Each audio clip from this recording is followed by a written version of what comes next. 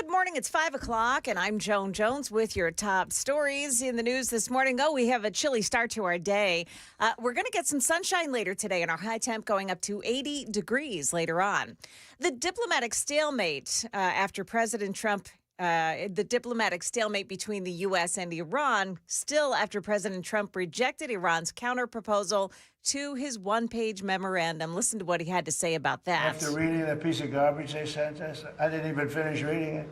They said, I'm not going to waste my time reading it. President Trump is headed to China. He departs today. It's expected he'll push Xi Jinping to help to find an off-ramp to the stalled talks. We know how license plate readers have been able to help police capture stolen cars and solve crimes around here.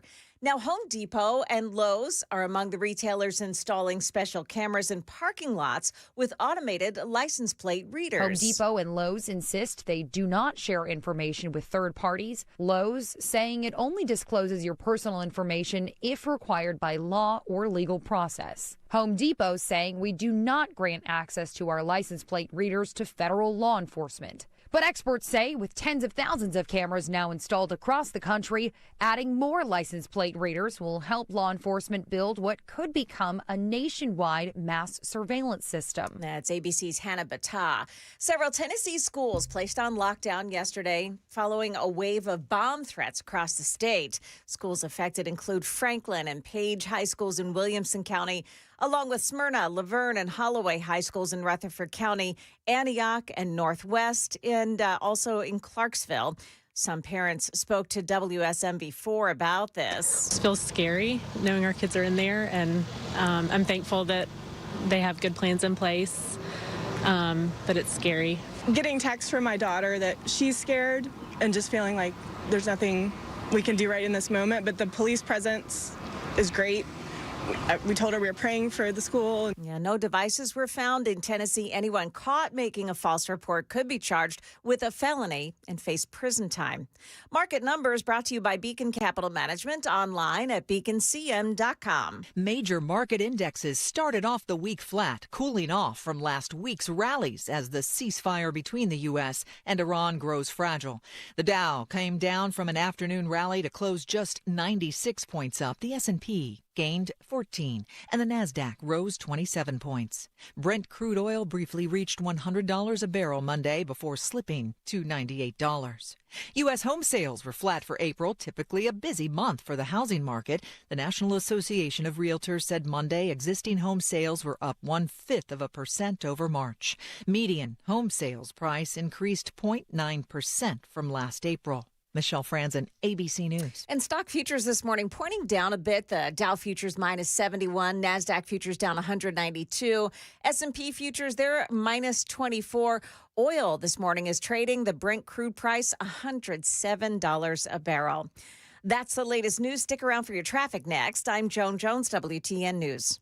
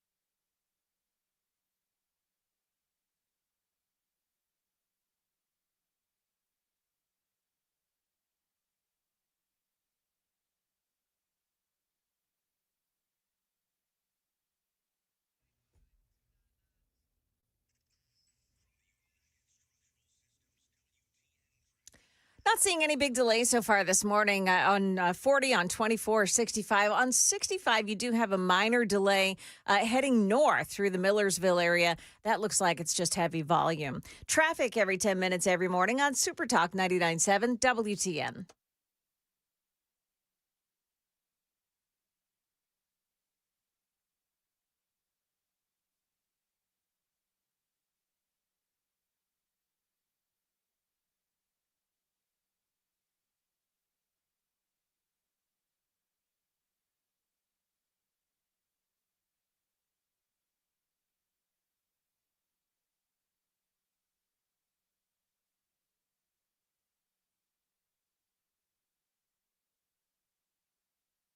.506, Nashville's Morning News on Super Talk 99.7 WTN. Good morning to your friends. Hope you are doing well, and welcome on in to your Tuesday. It is May 12th of 2026. I am still not yet a grandfather for the second time.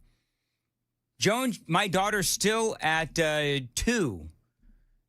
What do you My call it? daughter's still at 3. Yeah. They're both like holding out on us. She's holding steady. She's holding steady. So we're both still here, which means I'm waiting for a call. I'm waiting for a text message, but we'll have to see if I'm able to make it through the show. She said that last night when I talked to my daughter, for people that don't know, I'm on Granddaddy watch for the second time, and Joan's on Grandma watch for I don't know what the time is, but 4. for This'll the be fourth 4. time. Yeah. So we're just, waiting for our respective phone calls. Joan's going to have to fly to Maryland when her time comes. I'm going to have to drive up to Indiana. I mean, listen, if, you know what, Sam, if I get the call within the next 5 minutes and so does Joan, you've got the con. You've got the transmitter, man, 100,000 watts of It's all FM power. yours. Yep. Oh, we'll be like K-Sam for a few hours. You'll just hear this from me. We'll be hearing a lot of that. I was going to say, yes. Hey, by the way, that is such an appropriate sound, Sam, because the Democrats are still whining about redistricting. Did you see, I'm a little bit late on this, but Afton Bain, if you're watching on Super Talk TV, I'm just going to spend 2 seconds on this. Afton Bain posted this to her social media. She's driving around Nashville, and she's playing Rage Against the Machine. That is apparently her response to, and I should have checked this. I don't know if there's any curse words in this Rage Against the Machine. Probably. But yeah, she's. I'm not gonna. Yeah, woof. Was there anything in there? I don't know. Okay, I'm gonna pot it down. Bottom line is, so she's driving around and she is playing Rage Against the Machine. No actual words. She's just, that's her attitude is, playing Rage Against the Machine. Clearly, the Republican Party in the state of Tennessee to Afton Bain is Rage Against the Machine. That's so mature of her. She That also- is so high school, man. Yeah. Come on. Yeah. She also can't shift to save her life. What do you mean? She's just struggling with she's got a manual Jeep. Watching the whole thing shake as Yeah. she's trying to shift gears. Oh, yes, you totally knew what you were doing when you bought that vehicle. Well, Sam, she is a girl. Excuse me. We all know that I'm women right can't here, drive. Oh.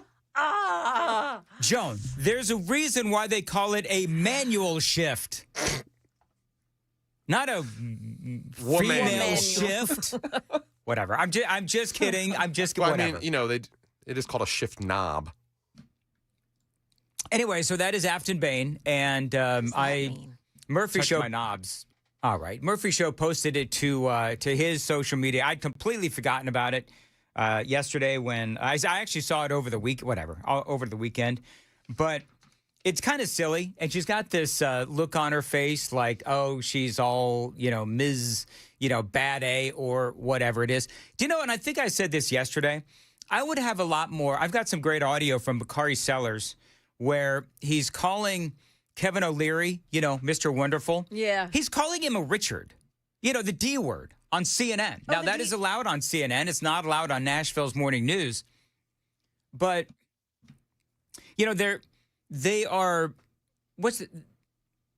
they're playing the victim card. Of course, this is what the Democrats do. They're playing the victim card when it comes to redistricting. By the way, great news out of Alabama. Joan, you were telling me before the show, the Supreme Court has cleared the way for Alabama. To do the redistricting, which is another point for the Republicans. But, you know, it's interesting because, and I know that I've said this before, that if the Democrats would just be honest about the fact that both sides have been gerrymandering for a long time, they would look a lot less ridiculous. But, you know, they're all, you know, I'll say it, butthurt, you know, about, number one, we have all of these new seats in the state of Florida, the state, obviously, of Tennessee, Alabama, Texas, going on. And we know what happened to them in the state of Virginia. So they've been defeated. And I think part of their humiliation has been the peacocking of one Hakeem Jeffries, where, you know, as I've been saying, you know, maximum warfare everywhere all the time. And so he was out there peacocking, and then basically he got a pie thrown in his face. And I love it. And so now they're playing the victim card, which is, you know, what did we call it before the show? Victim signaling. You know, they like to virtue signal. Now they're victim signaling because there's nothing a Democrat loves to do more than play a victim. And that's what they're doing either right now in the state of Tennessee with Afton Bain and her little, you know, badass video. I'm going to drive around in my Jeep and my, what do you call that thing on her head? Is that a do-rag? No. What is that? It's some kind of... That's a do-rag. No, it's like a light, silky... She's going for like that 60s, 70s California coast look. Is that what it is? Yeah. Okay. It's very, very, very overplayed. And it looks like she's just driving in a circle somewhere downtown. Maybe she's going around the loop. Maybe she's going around the naked statues.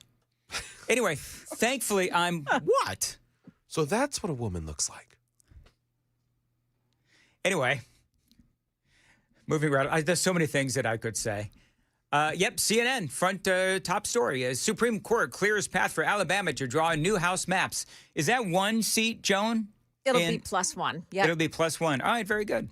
Unlike in Virginia, where now they're calling to change the age limits for Virginia Supreme Court justices. Is that not the most amazing thing? So now they're talking about reducing the age limit of the Supreme Court. And by the way, retroactively. So in other words, basically what they want to do is they want to decapitate the current Supreme Court in the state of Virginia so that they can put in a whole bunch of new Supreme Court judges or justices in Virginia so that they can change the law so that they would be able to implement the redistricting that the current Supreme Court in the state of Virginia said, So that is what the Democrats are trying to do.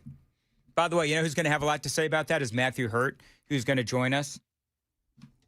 Coming up at 6:35 here. I'd like to know from him if that's legally possible. Can they literally change the retirement age of an entire Supreme Court, state Supreme Court?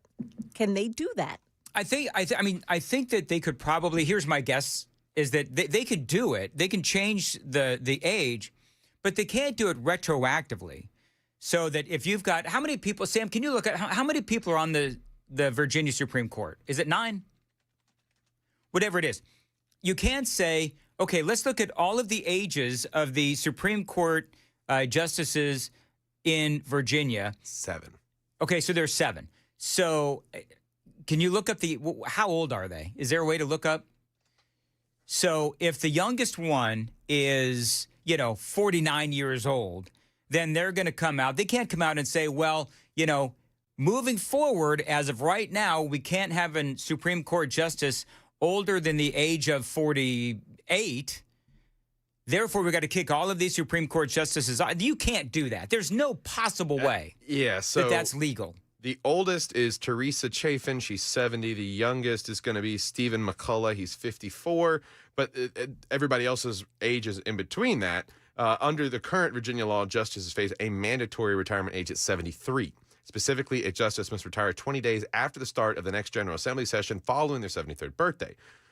What they want to do is propose lowering this mandatory age to 54, which would effectively wipe everybody out. Isn't that what I just said they were going to do? Yeah. Oh, my goodness gracious, these Democrats. So you could not be older than... Which, I don't know how you move forward as a state with that. Like, you're not going to have someone ready for the state Supreme Court before they're in their late 40s to early 50s. Sam. You know, Sam is so cute when he's actually comes off as somewhat naive. So, and clearly, Sam, I'm kidding. All you need to do, I'm being facetious. All you need to do is have a D next to your name, and I don't mean Richard. I mean as a Democrat, and be willing to implement the new gerrymandered districts in the state of Virginia. That's the only two requirements to, and obviously be younger than 54. That's all you need to be a Supreme Court justice in the state of Virginia. And I can't imagine a world where that would be allowed. And I don't know who that would be up. Who would that be up to? Would that be up to, the state legislature and the governor?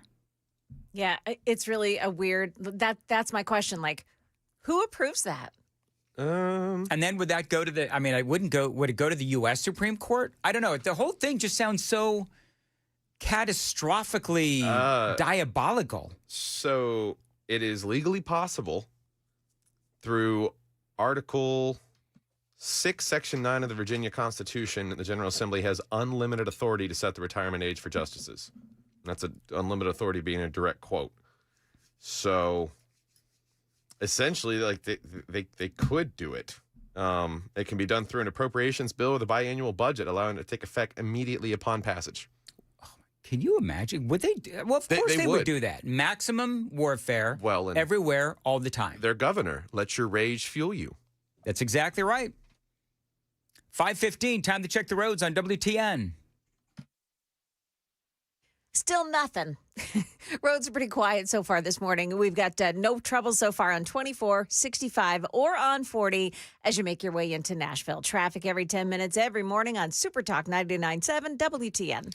Very good, Joan. Thank you. Today, mostly sunny and nice. A high of about 70. What did we say, Joan? 78? 80 today. 80, about 80 degrees. All right, 80 degrees. That's what Stefano's saying. Is that nice or is it nice? Nice. Nice. I'm not going to do that, and that sounded creepy in my headphones. You have to realize, Sam, when you do that, it sounds even worse in my headphones. Okay. It's just not what the copy says. Whatever. I'm just saying.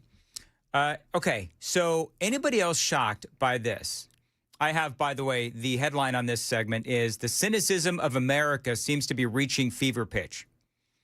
An astounding 42% of Democrats believe that the Butler, Pennsylvania assassination attempt was staged. 34% believe that the White House Correspondents' Dinner was staged. Now, what's shocking to me is this. More Democrats believe that the one where a guy was shot dead, another guy was shot, and Donald Trump was shot in the ear and bleeding, more Democrats believe that one was staged than the 34% that believe the White House Correspondents' Dinner was staged. But, when you look at that story, because that's big news today. So what does this mean? Like, is this a reflection of social media?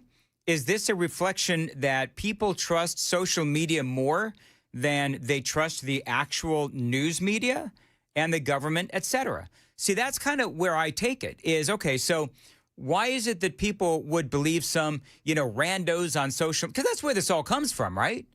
This comes from social media. And by the way, there were a lot of Democrats out there that said that when it came to Butler, Pennsylvania, and that assassination attempt on Donald Trump, remember the Democrats were out there saying that it was not real. It was faked. And why is Donald Trump still wearing the bandage on the ear, right? So this is a distrust of the media. It's a distrust of the government. It's obviously distrust of the Trump administration. But it's also, you had all these Democrats at the time that were casting doubt that it was a real assassination attempt. And it's crazy. And by the way, these are the same people, the Democrats, who are approving of this assassination culture, where they thought that it was okay to take out, for example, Brian Thompson, the United Healthcare CEO. It's okay to shoot and kill Elon Musk. It's okay to assassinate Donald Trump. So they're okay with assassinations, but when they're actually attempted, they don't believe that they're real. Hassan Piker. Is that Hassan Piker at play? He's one of the many. I'm assuming. Well, Hassan Piker. he's probably got to be the biggest platformed advocate for. They call it social murder, right? When the bourgeoisie rise up type of thing. Like that's how they frame it. That's how he's tried to educationally. The bourgeoisie. Is that because he's? Am I saying that correctly, Joan? I think so. Okay. Joan's like, what the hell? Don't drag me into this. Bourgeoisie. I got your bourgeois right here, buddy. Listen. Anyway, so Watch your tires.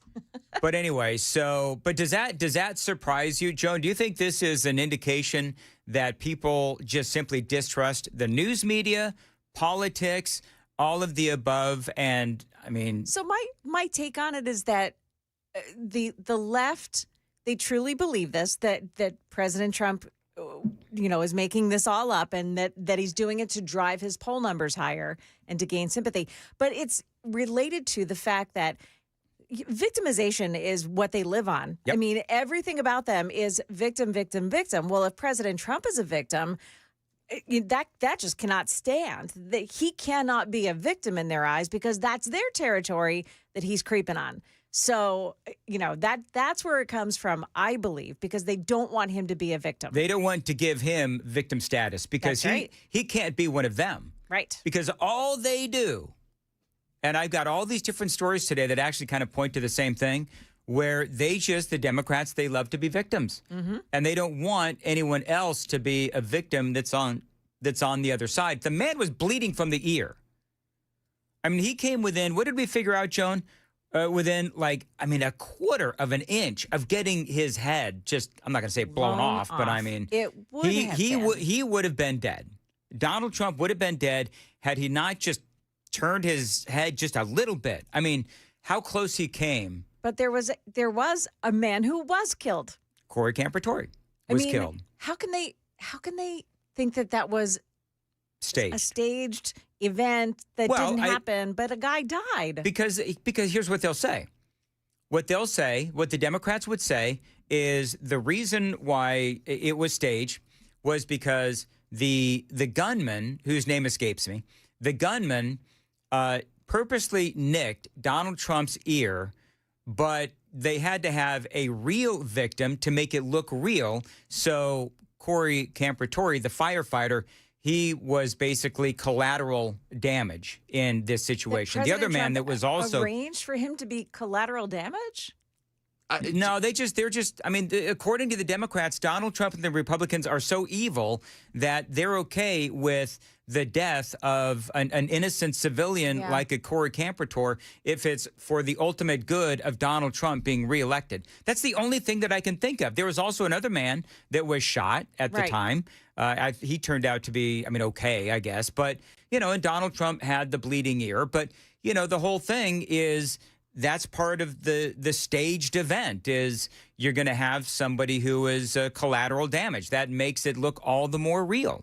Yeah, when you've got a 21-year-old who's got no military experience, you think he's going to take a trick shot off the ear? Yeah. Okay, sure. So did you hear Donald Trump now has a new name for the Democrats? Oh gosh, what is it? Democrats. Democrats? This is yesterday, Donald. And if you think about it, I could do an hour-long monologue on why the Democrats are the Democrats, but this is Donald Trump unleashing a new name on the Democrats. I was hunted by some very bad people. Now I'm the hunter. It's much better when you're the hunter. But these are bad people, and they'll give you no support at all, no matter how good it is. As an example, I don't know what the numbers are, but if we go to Congress to get something approved, which we get, but you can say that we're going to reduce drug prices by 80%, and we won't get one Democrat vote. I don't know how they get away with it. That's why we call them the Democrats. We have a new name. They're Democrats because they're dumb. They're dumb people, and they just can't do it. I've been waiting so long for them to change, but they just keep losing, and they're going to keep losing with their policies. All right, there you go, Donald Trump, the Democrats. I like it. Should we abscond with Democrats and just start calling the Democrats the Democrats? I'm okay with it. I'm going to put a button on here of him saying that. Personally, I mean, I've made no bones about it. I don't believe that Justin Pearson or Justin Jones. I don't think that they're very smart. I mean, I think that Justin Pearson, I think, as I've said, the dude's got the depth of a salad bowl. I mean, the only thing he knows is victimization and racism. That's all he does. That's all he talks about. He has no depth. He has no ideas, and he doesn't even know how to argue. He only knows how to try to intimidate and call people racist. That's it. From a fake perspective, too. He grew up in a two-parent household. His father has a master's degree from Howard University. He went to a super white college up in Brunswick, Maine. He did not live the kind of life that he is now proclaiming to kind of embody on stage. So he's playing a character. Yeah, all right. Well, he's a character, all right. 5:26. Jones got the news at 5:30. Joan. Yeah, coming up here, what's happening at schools today after a spate of bomb threats yesterday? That's coming up at 5:30 on Super Talk 99.7 WTN.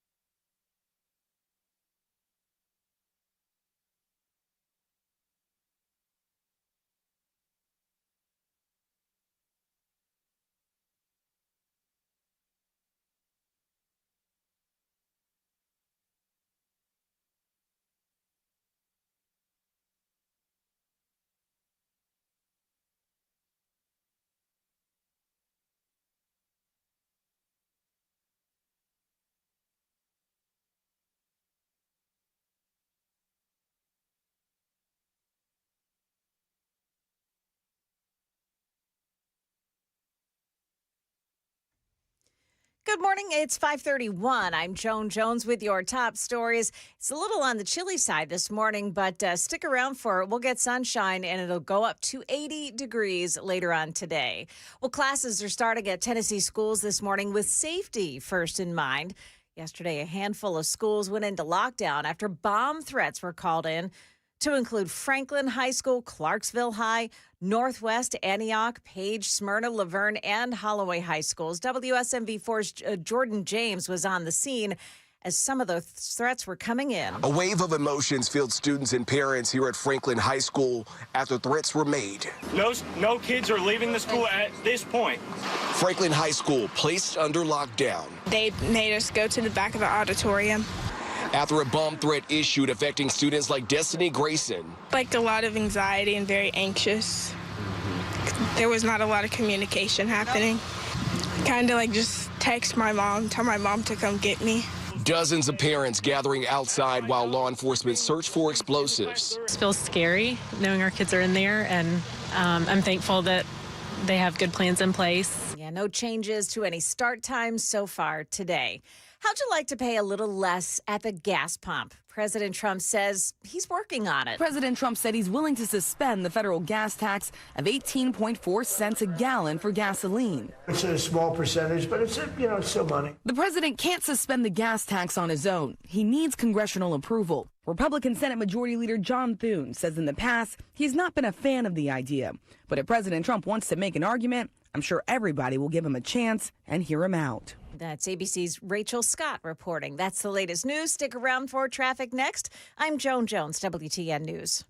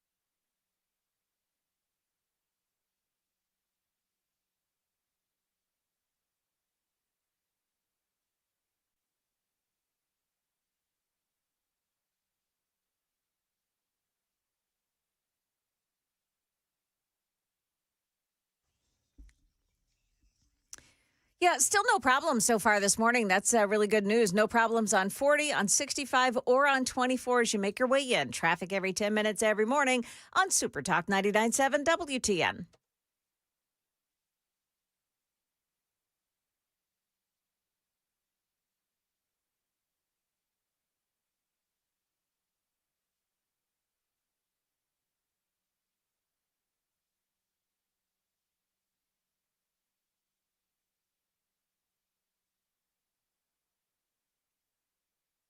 .537, Super Talk 99.7 WTN. Joe and I got a little bit of a situation, and I'm not quite sure how to handle it. Okay. Sam is begging me to allow him to play a piece of audio. Begging's a strong word. From Kevin Hart's roast. Now, have you heard? Apparently, I have not seen any of it, but people are asking me on the super text line if I saw the roast of Kevin Hart. Now, the reason why he wants to play it is because Chelsea Handler was apparently roasted during this roast. I'm not a big fan of the roasts. Like, I don't really know. Yeah. But apparently everybody gets roasted during these roasts. And so we are still in the 5 o'clock hour. I have assurances because I'm no fan of Chelsea Handler. Like, I do not like Chelsea Handler at all. So apparently she was quite roasted, and there's no curse words in this. Yeah. And it's a little early, so we don't necessarily have to worry about, little kids in the car. Yeah, well, this is Shane Gillis in total form, giving her introduction to the audience. Go ahead. There you go. Chelsea is a Zionist. I'm not saying that's good or bad. Speaking of dead kids, she's a big fan of abortions. Chelsea's been straight more times than the grill at Benihana. Oh, my gosh. Okay. Wait for Speaking of tossing tiny shrimp into a child's mouth, Chelsea Handler went to dinner at Jeffrey Epstein's house in 2010. Can this be over? It's just a fun one. You can look it up. There's articles. It wasn't like a big party. There was like 7 people there. And it was like Prince Andrew and Woody Allen were there. Ooh. Anyway, ladies and gentlemen, Chelsea Handler. Oh, my goodness. All right, I got to watch that now. Oh, wow. Yeah. And apparently later on, Toady Hinchcliffe and Kevin Hart crack a bit of a George Floyd joke that's now kind of rebounding through the leftist media in a way that, you guys are taking a little too seriously. That's my perspective. What did they say about George Floyd? They said Should that... Should we not? I mean, I have no problem repeating this because, in comedy, everyone's fair game of all races, creeds, This is genders, not religions. comedy. This is a morning show. Yeah. Is it appropriate? We'll save do, it for 8:35. No, I'll review the audio and check with the lawyers is actually what I'll do. Hey, by the way, so Donald Trump is headed to China today. China. Yes. Yes, he is. Do that again, Joan. China.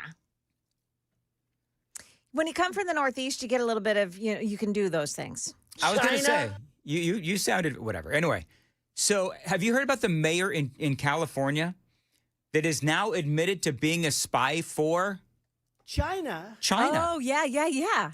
Arcadia Mayor Eileen Wang, 58 years old, agreed to plead guilty to a felony charge of acting as an illegal foreign agent for the People's Republic of... I'm not going nuts. Or China. China? Helping push pro-Beijing propaganda inside the U.S., the crime carries a maximum sentence of 10 years in federal prison. Oh, by the way, shocking said no one. She is a Democrat. Of course. Or a Democrat. Her name's Eileen Wang? Mm-hmm. Okay. Yep. So I've got some video here real quick. But, what's funny about this, I used to live about 2 or 3 cities over from Arcadia. Used to be an amazing city. Maybe it still is an amazing city. As amazing as it can be, where 59% of the residents are now Asian in Arcadia. I used to do track meets in Arcadia. Of that Asian population, the largest group is Chinese, with estimates around 19,000 plus Chinese residents in a city of about 55,000 people. About 35% of the residents speak Chinese at home. And so this mayor, Eileen Wang, Democrat, has been in office since 2022. Her ties to China go back even farther. She operated a Chinese propaganda website and was also literally messaging officials in China. Listen to this. This is from Fox News. Prosecutors say the mayor and a then fiancé were posting Chinese Communist Party propaganda on a website called U.S. News Center.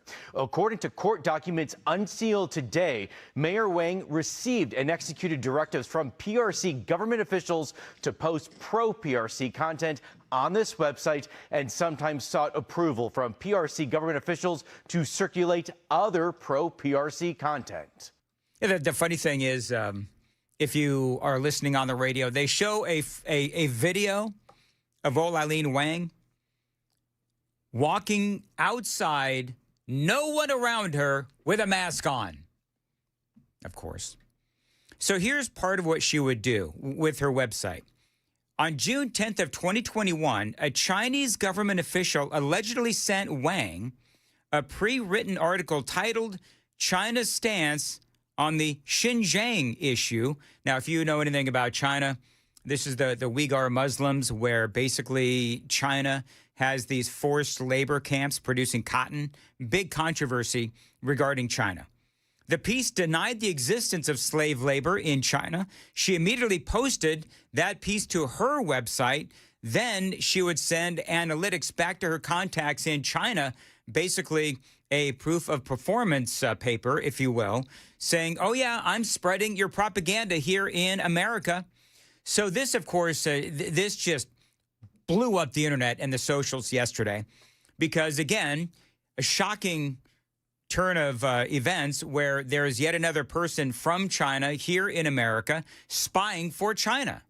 FBI Director Kash Patel posted this.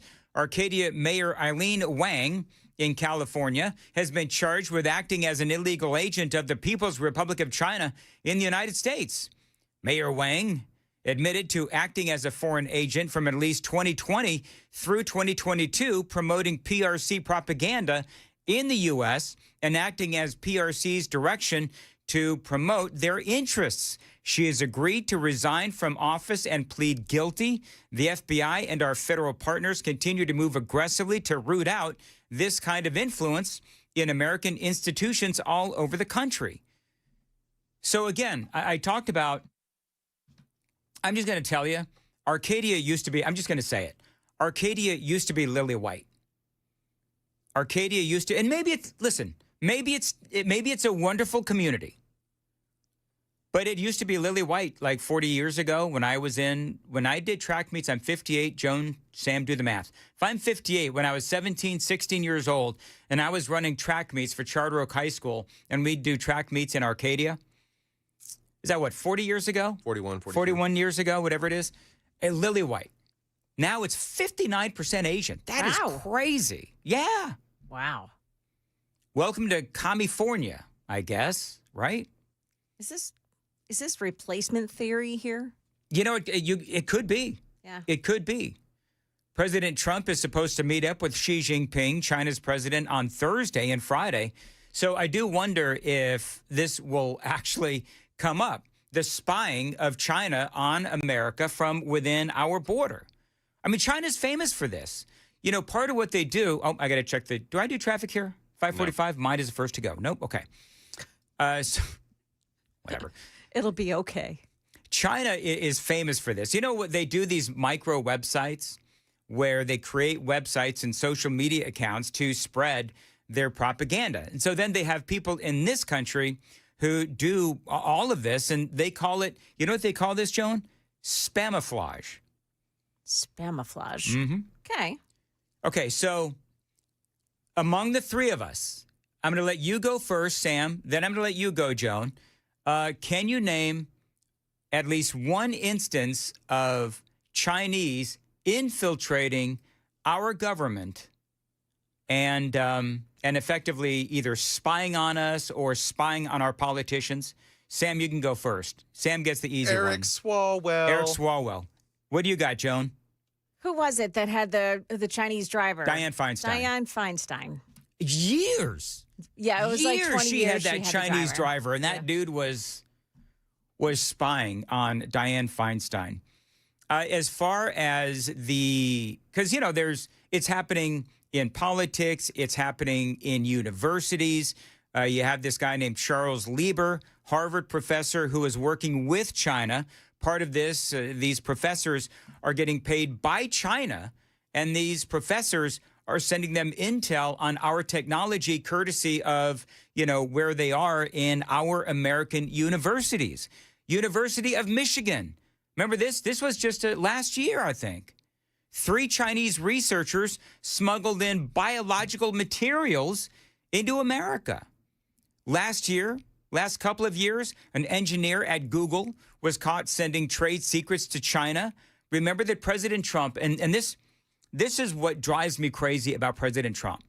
Remember that President Trump had the China initiative in his first term focused on stopping all of this espionage, stealing our intellectual property. Joe Biden stopped it because, of course, Joe Biden thought that it was racist. Former Secretary of State Mike Pompeo was on a panel at CPAC. He says that, China is spying on us from the inside. Use our peace through strength model to deter them from doing that.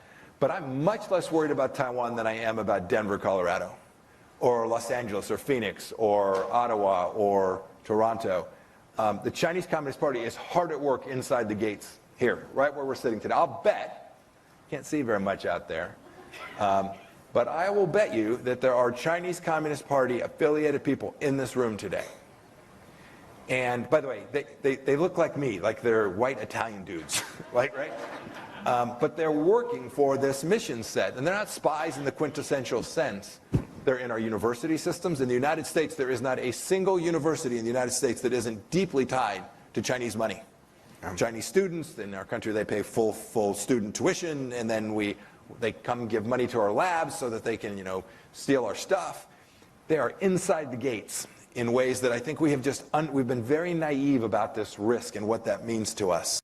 I don't think we've been naive. I just think we allow it to happen because for whatever reason we are, beholden to China. How many cases or reported instances of Chinese spying in the U.S. from 2000 to 2023 do you think there were?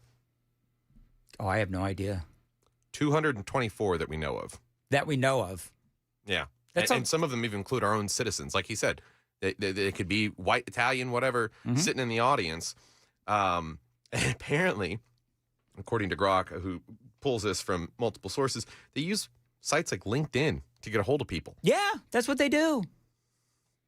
And how Eric Swalwell, Dianne Feinstein, I can almost forgive Dianne Feinstein. She was old and confused. I mean, it was, I think, the last 23 years of her life, I think. Fact check me on that, Sam. But Swalwell should have known better. I mean, if he was thinking with the wrong head. Anyway, so... Excuse me.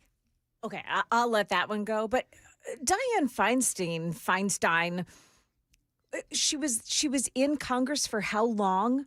Too long. Like, too long's the obvious answer. She was like 30 years, something like that. Yeah, there was a period of time during which she was sane, that she had this guy working for her. She gets no break from me. She also should have been out of the seat a lot longer. Absolutely. I mean, she was a vegetable by the time she didn't leave. She died in Congress. 93 to 2013. That's when she was in Congress? That's when he was her driver. Russell Lowe. Okay. Yeah, I mean, honestly, she gets no break from me. I'm not giving her a break. I just got body slammed by Joan. Jeez Louise. That's not that hard. Joan, I'm not the enemy, Joan. What did you say? Whatever. Moving right along. But remember when we all lost our ever-loving, when Trump was going to allow 600,000 Chinese students into our country? Oh, yeah. Remember that nonsense? Yes. President Trump is going to China this week. Do you know what they're saying now? Oh. They're saying that Donald Trump is going to allow China to invest $1 trillion in the United States to build factories on American soil. China. His aides are advising against it, which they should. I will fight that tooth and nail. We cannot allow China to get their tentacles further into America. I hope that's not true. I hope that's not true. I'm all for foreign investment, and I get it. But if we're going to allow China to build a whole bunch of factories in our country, then how many of these Chinese are we going to allow to come into our country to spy? Do you remember that Chinese biolab in California? Yeah, I was just thinking about that. Were you thinking about that, Joan? Yeah. Oh, it was in California. I can't remember. Where was that in California, Sam? The Chinese biolab. It was out in like... Reedley. Where? Reedley, California, Fresno County. Okay, Fresno County. Thank you. So I knew it was like up there, Sacramento, Fresno area. What? But it was a biolab, and it turns out it was like the Chinese. Thousands of vials of unlabeled or coded biological materials and potential pathogens, samples labeled with infectious agents, including HIV, malaria, including the deadly form of malaria, tuberculosis, COVID-19, hepatitis, and others, a freezer-labeled Ebola containing sealed bags, nearly 1,000 transgenic or genetically engineered mice, some modified to carry COVID-19. I remember this. Well, I mean, if the bubonic plague taught the world anything, the mice will do the work for you. Well, we learned yesterday about the hantavirus with all the rodents carrying all that stuff. It's like a mouse-made thing, though. They are injecting these. I mean, well, yeah, that's what they do in these biolabs. And that's all glossing over the fact that Fauci's NIH gave the Wuhan labs what, $600,000. Yeah, but here's the thing about this is that this was just in some unprotected like lab that I think had been abandoned. Like this was a long time ago. Received $1.3 million in unexplained wire transfers from Chinese banks while running the lab. Good Lord. Anyway, this is why we can't allow any more Chinese into our country. Oh, you're such a racist. No, I'm not a racist. I'm actually a realist. Because these are the kinds of things that are happening. I got 3 words. Can't trust China. 5:54. Joan's got the news at 6. Joan. Yeah, coming up here, the Supreme Court makes a couple of rulings yesterday that are a plus for Republicans. We've got it coming up here at 6 on Super Talk 99.7 WTN.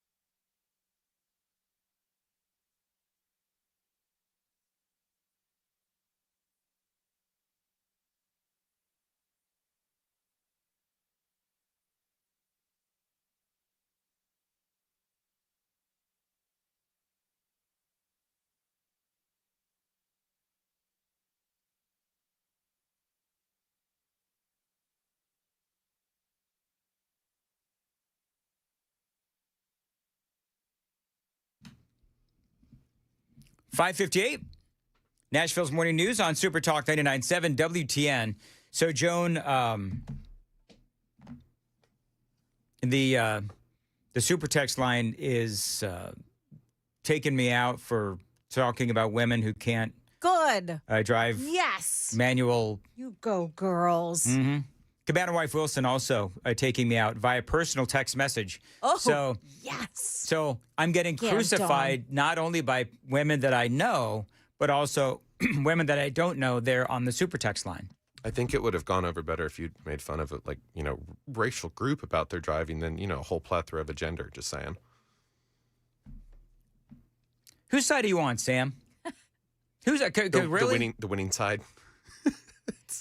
Clearly, I'm not going to win this one by saying that women can't drive manual gears.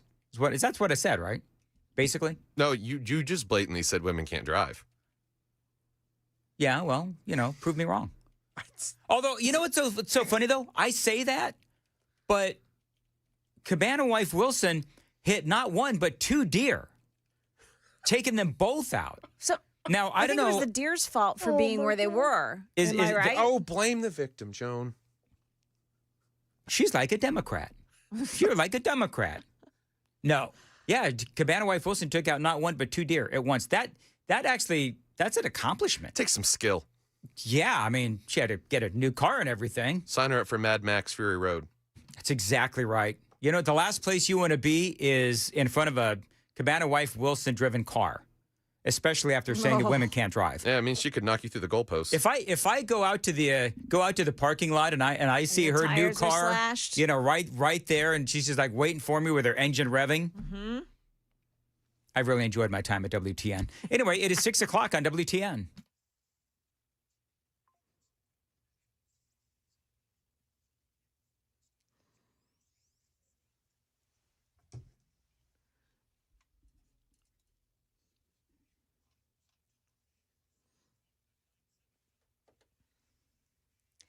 Good morning. I'm Joan Jones with your top stories. There's been an increase in swatting events across the country, and the FBI says it takes potential hoax threats very seriously because it puts innocent people at risk. The FBI and the Department of Homeland Security are investigating after bomb threats were called into several schools yesterday.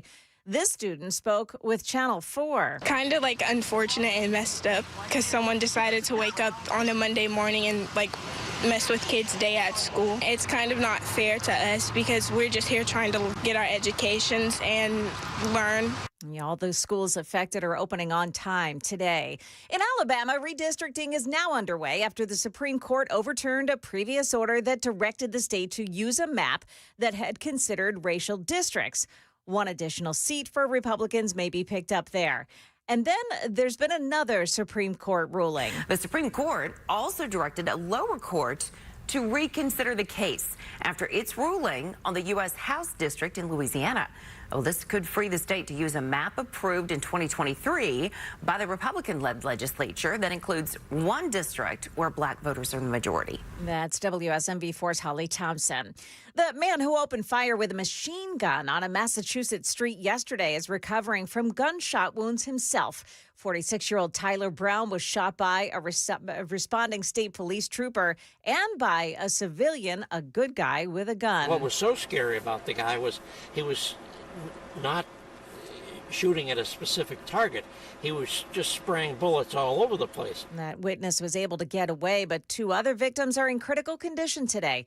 Tyler Brown is no stranger to violence. He was convicted in 2020 of attempting to kill Boston police officers. Market numbers brought to you by Beacon Capital Management, online at beaconcm.com. Investors' gains were modest, but Monday brought new record-high readings for the Nasdaq Composite and S&P 500. The Dow Jones, meanwhile, added about 95 points during the session to close at 49,704.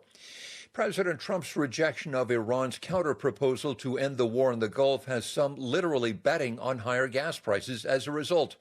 Over the past 24 hours, traders on the Kalshi prediction market bet that gas would top $5.60 a gallon. And that may be possible. Brent crude oil is up at $107 a barrel this morning.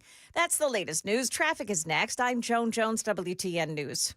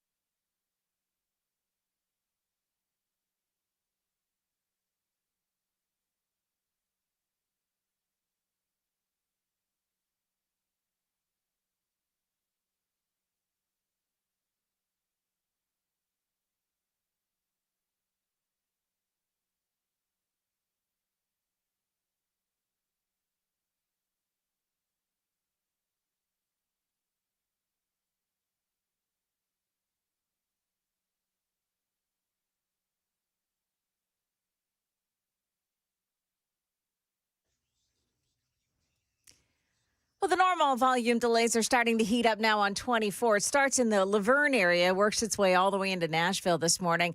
And it's a little bit slow on 65 southbound side as you're approaching the merge with 24.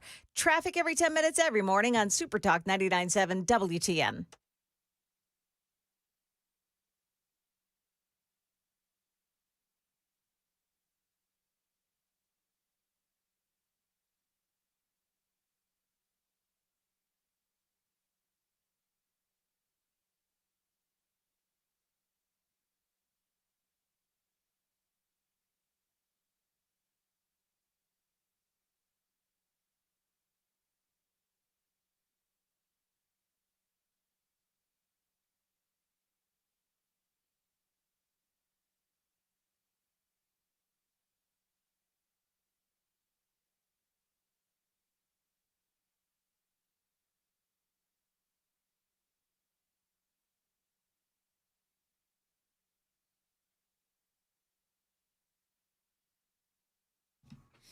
.606, Nashville's Morning News on Super Talk 99.7 WTN. Good morning to you, friends. You know, in defense of yours truly, Joan, if you look at the super text line, there's a lot of people that agree with me that women can't drive, and they're women.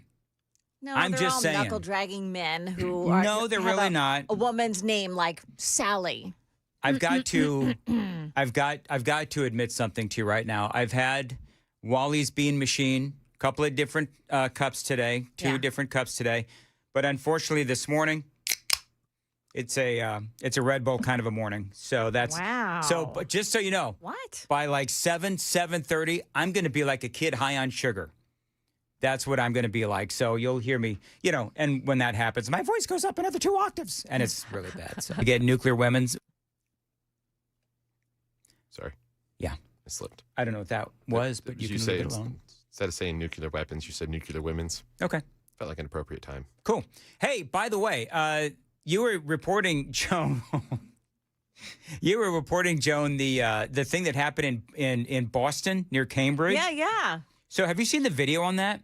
I have. So How if you're incredibly scary. It is scary. If you're watching on Super Talk TV, I've got video for everything that I'm playing on the radio today. This is how it sounded on local TV. Let's pay attention and try to get an assessment here of the number of gunshots we hear. Let's listen.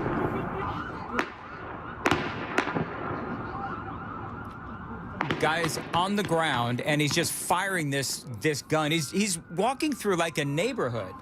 Eventually his gun jams and he throws it and he, you know, tells the cops, come on, arrest me. I'm laying on the ground. I don't know, did he actually get shot, Joan? Oh, yeah, he got shot by the police and by a civilian with a gun. The civilian with a gun. Let's talk about that for a second. Because you had a guy who was a 20-year Marine veteran who had a gun and was able to take this guy out. Now, he didn't kill him, obviously. The guy is still alive, unfortunately. But you had local police and also a good guy with a gun. The guy just ends up firing randomly. And he's just, you know, you look at the video and he's just walking around shooting indiscriminately. Yeah. At nothing in particular, just people. But here's the thing. This guy was no stranger to police. Oh, look, it's another soft on crime judge. This guy's named Tyler Brown. He shot something like 60 shots. The two men, Joan, you reported, he shot two men who were in a car or cars, and they have life-threatening injuries. After police responded to the scene, Tyler Brown was shot and wounded by a state trooper and a civilian, a former Marine, before being taken into custody. So they had multiple chances to put this guy away for years. But the soft on crime woke judge in Boston refused. In May of 2020, he opened fire on Boston police officers, literally pleaded guilty to attempted murder. At that time, he was already on probation for assault and battery. Then he tried to go and kill a bunch of cops. The local district attorney asked the judge at the time to give this guy 12 years behind bars, which, by the way, opening fire on a bunch of cops still isn't enough. The judge gave the dude 5 to 6 years and he was released after around 3. And prosecutors wanted, I think it was 10 to 12. Yep.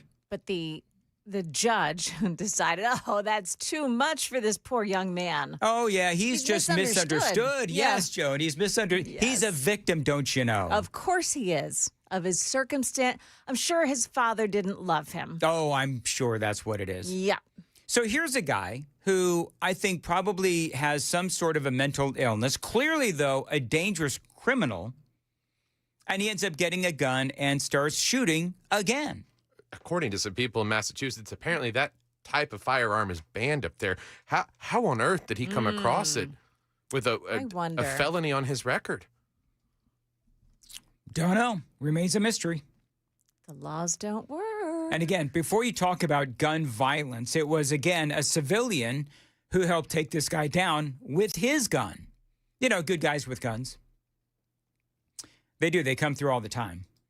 So on social media, it quickly emerged that this guy Brown had been let off with a lesser sentence in the past, sparking anger. Do you know what the thing is? And I don't know how many times I have to say this, but you get what you pay for. So you have, can you look up, Sam, this judge in this case that let this dude off? Can you see if this is an elected judge? I think it's an elected judge. So the community has only itself to blame. On social media, it quickly emerged that Brown had been let off with a lesser sentence in the past, sparking anger. One person noted, judges that release violent criminals like this should be held accountable. If they will kill, hurt again, would literally stop everything. Another one said, attempted to murder cops and only in prison for 6 years. If you try to kill someone, whether you succeed or not, that should be it for you. It was not an elected position. She was appointed by the governor. She has been on that court since 2001. Ooh, by then Republican Governor Jane Swift. It was a Republican governor. Yeah. Come on, man. But that was 25 years ago, before people went completely by the wayside on policies on these things. And now you look at places like New York, that gentleman that was released from the hospital, 72 hours later, pushes a professor down a flight of stairs and kills him. Yeah. Yeah.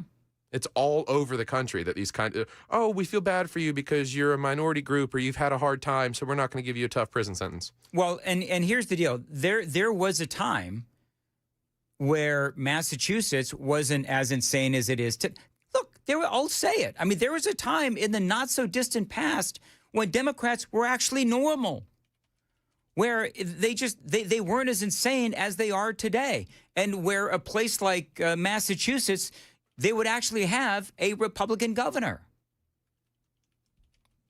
Was that the last Republican governor they've ever had in Massachusetts? I'm curious. You said 2001 is what it was? By the way, people in Massachusetts, again, they're posting their outrage. Another one posted, how are we so soft on criminals that attempted murder on a cop is only 5 to 6 years? This is pure insanity. It's not fair. We have to live with these monsters among us. I mean, you see these stories. Charlie Baker, last Republican governor of Massachusetts, served a term from January of 2015 to January of 2023. So there were 2 terms in that time, succeeded by current governor Maura Healey, who's a Democrat, took office in January of 2023. I wonder if they'll ever have another, because that's not that long ago. Yeah. Yeah. Okay. And by the way, this brings home the conversation about representation in the House of Representatives even more. Because you have a state like Massachusetts who just in 2023, as recent as 2023, that had a Republican governor, apparently. Yet in Massachusetts, Republicans have no representation in the House of Representatives. It's 9-0, just like Tennessee is more than likely going to be. Even though Donald Trump got 36% of the vote in the state. Even though we could do this all day long. You know, and I said this in the 5 o'clock hour, and I keep saying this. I would have a lot more respect for the Democrats if they just admitted, you know, we do it, Republicans do it, the gerrymandering, we do it, Republicans do it, we all do it. But instead, what they're doing, like here in Tennessee and in other states all across the country, they want to play the victim. They are doing what they always do, which is they want to play the victim when in reality, they are just as guilty as Republicans in gerrymandering. So I don't want to hear it from the Democrats, or as Donald Trump would say, the Democrats. You want to hear another soft on crime story? I'll do it very quickly coming up next. I'm sorry, it's going to make you mad. It's coming up next. It is 6:15. Time to check the roads on WTN.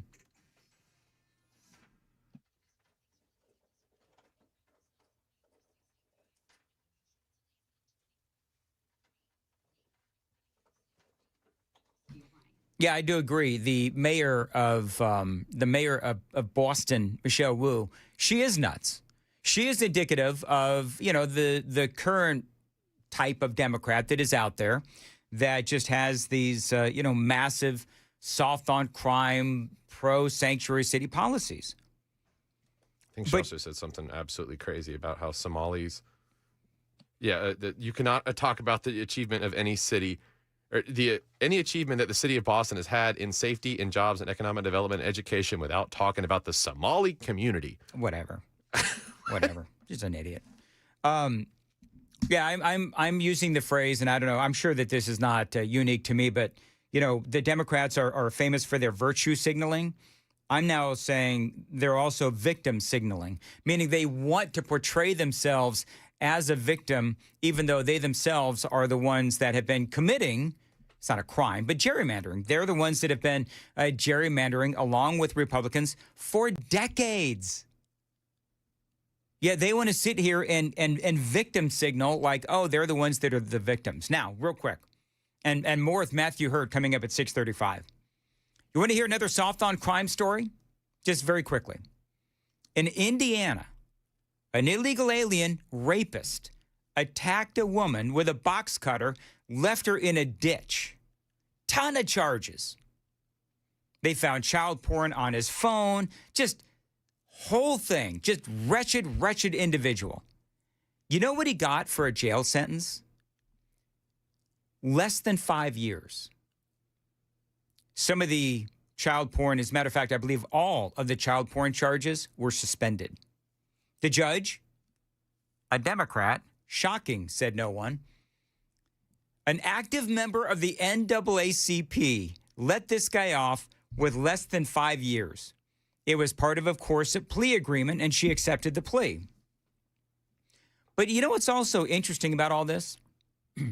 Is that this judge was named Bloomington, Indiana's Woman of the Year back in 2015. It doesn't feel like much of a sisterhood when a rapist gets less than 5 years. Isn't that crazy? So you see all of these people in Boston, when they start talking about this dude with the gun shooting at, cops, and very, very short sentence, and ultimately gets out, does it again, the whole thing. And so then you want to walk around and you want to ask, what I would do if I was in Boston is I would ask people, have you heard about this? It's fresh in the news. Have you heard about this? And people would say, oh, yeah, it's horrifying. And then you would say, well, what do you think about the fact that, he tried to kill cops a few years ago and he was only in jail for a few years? Oh, that is crazy. That is horrible. And then you have to go down the road and ask them, well, what do you think of these soft on crime policies? Because that is what soft on crime policies, this is what ultimately happens when you live in a city, you live in a state with soft on crime policies. But unfortunately, we see this where people get outraged. You see this in California all the time, where it's like they have these soft on crime policies, and people are horrified when things happen, but they don't take that extra step to think about which party embraces those kinds of policies that end up with people dead. And that's why Donald Trump calls them the Democrats. It's unbelievable. 620 Super Talk 99.7 WTN. Matthew Hurd is going to be joining us at 6:35 here on Super Talk 99.7 WTN. Super text line is open 615-737-9986. 615-737 WWTN. By the way, I did mention Wally's Bean Machine just a scant few moments ago. I believe that's where Joan just was. I in had the to. kitchen at Yeah. Wally's Bean Machine, wallysbeanmachine.com. Listen, folks, if you want to upgrade the coffee in your office, go to wallysbeanmachine.com. Check them out. And today, Joan, I keep being challenged by the little woman there at home. The little woman. The little woman. She also, by the way, can't drive. Totally kidding. She wants me to put. No, he's not. She wants me to put up a video of Wally's Bean Machine. So today I will be taking a video of Wally's Bean Machine, and I'm going to put something together, and I'm going to post it on my socials. I did a video already. I know you did. Yeah. And you know what, Joan? I didn't post it though. No, you didn't. You know what you did do? What? You gave it to me, and it was way too long. Oh. So we need to do over. Anyway, 621 Super Talk 99.7. Joan has the news coming up at 6:30. Joan, what you got? I'm going to tell you how protesters managed to track down the FBI director over the weekend. This is such an interesting story. It's coming up at 6:30 on Super Talk 99.7 WTN.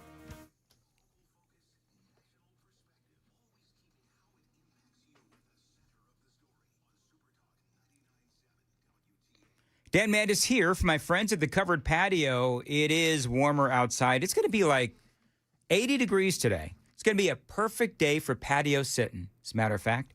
And if you want to spend more time on your patio, check out my friends at the Covered Patio, thecoveredpatio.com, because it is going to be nice.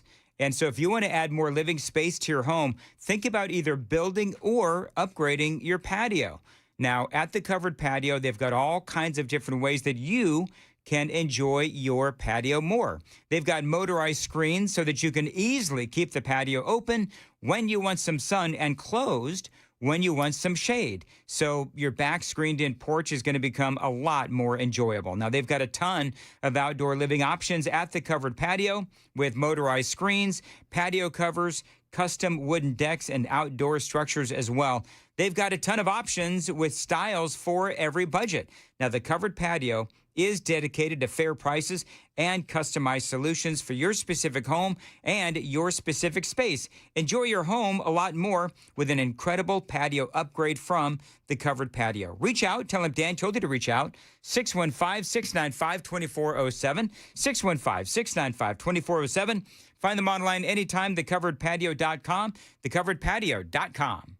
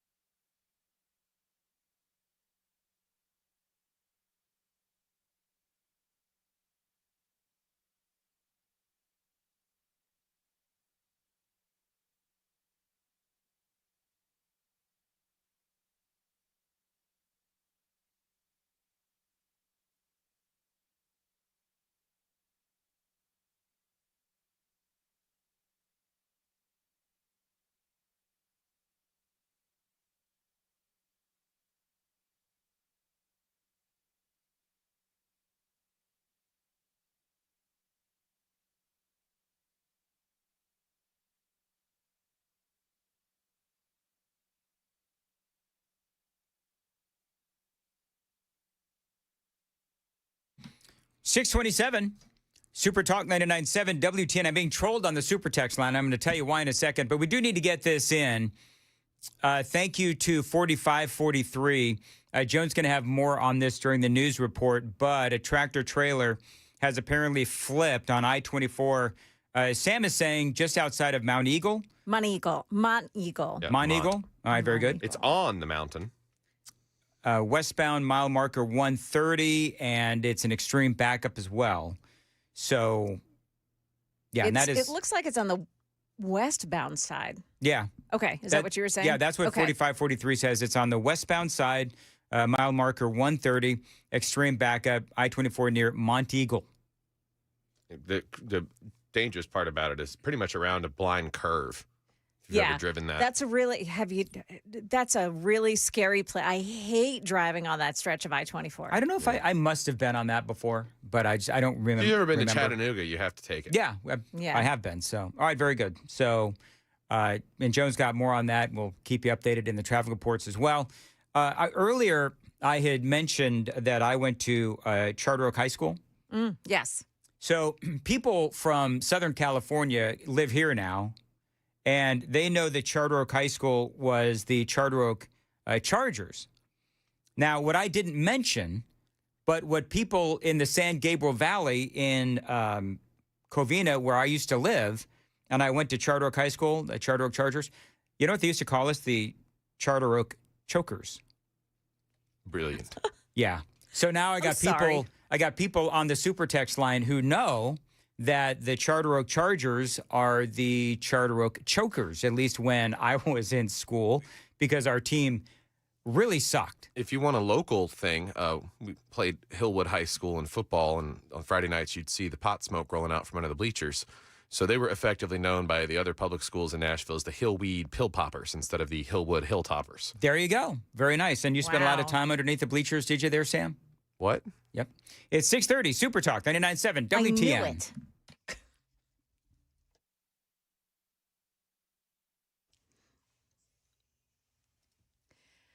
Good morning. I'm Joan Jones with your top stories. In the ACLU has filed a federal lawsuit on behalf of 3 Memphis voters over the newly redrawn congressional maps. They are asking a judge to block the map from taking effect before the August primary election. They claim the process for drawing and enacting those maps was unprecedented and suspect.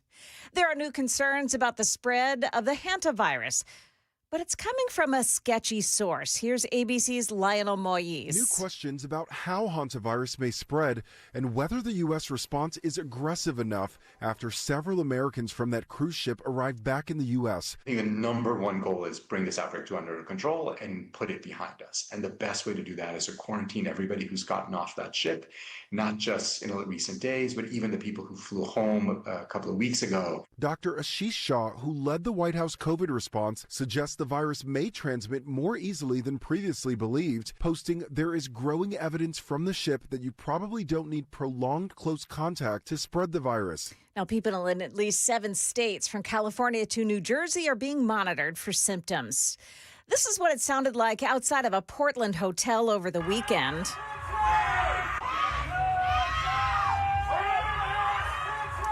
The agitators there, they believe that FBI Director Kash Patel was staying inside while attending the funeral of a friend.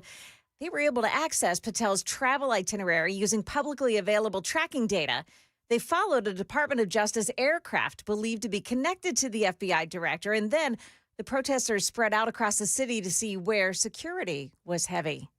That's the latest news. We've got traffic and weather ahead. I'm Joan Jones, WTN News. Hey, it's Dan Mandis. Really looking forward to seeing you on Saturday, May 30th at the Glock Store's 6th annual open house. I think this is going to be my 4th or 5th. I love these events. We do a fair number of events at WTN. This is always one of the absolute best. Again, it is the Glock Store's open house, Saturday, May 30th. And, you know, I've been talking about the raffles. Now, they've got incredible raffles. They're going to give over $50,000 worth of incredible gear away on the 30th of May. They're going to be giving away a couple of Rugers, a few Glocks as well, a ton of optics, parts, and accessories. If it's the latest and greatest, they'll be given away at the open house with the Glock store. By the way, I'm going to be there. Chris is going to be there. Matt is going to be there as well. Really looking forward to checking out all the food trucks and the vendors and the great deals and the amazing equipment. It's important to remember that the earlier you arrive, the better your chances of winning those raffles. And I love this. I can't wait. So come on out. Saturday, May 30th. It all begins at 10 o'clock in the morning, goes until 2. The Glock store has been my two-way store for years. Whether I'm buying, blinging, or repairing my gun, it is the Glock store. Also, incredible training. Find them online at shoot270.com or glockstore.com.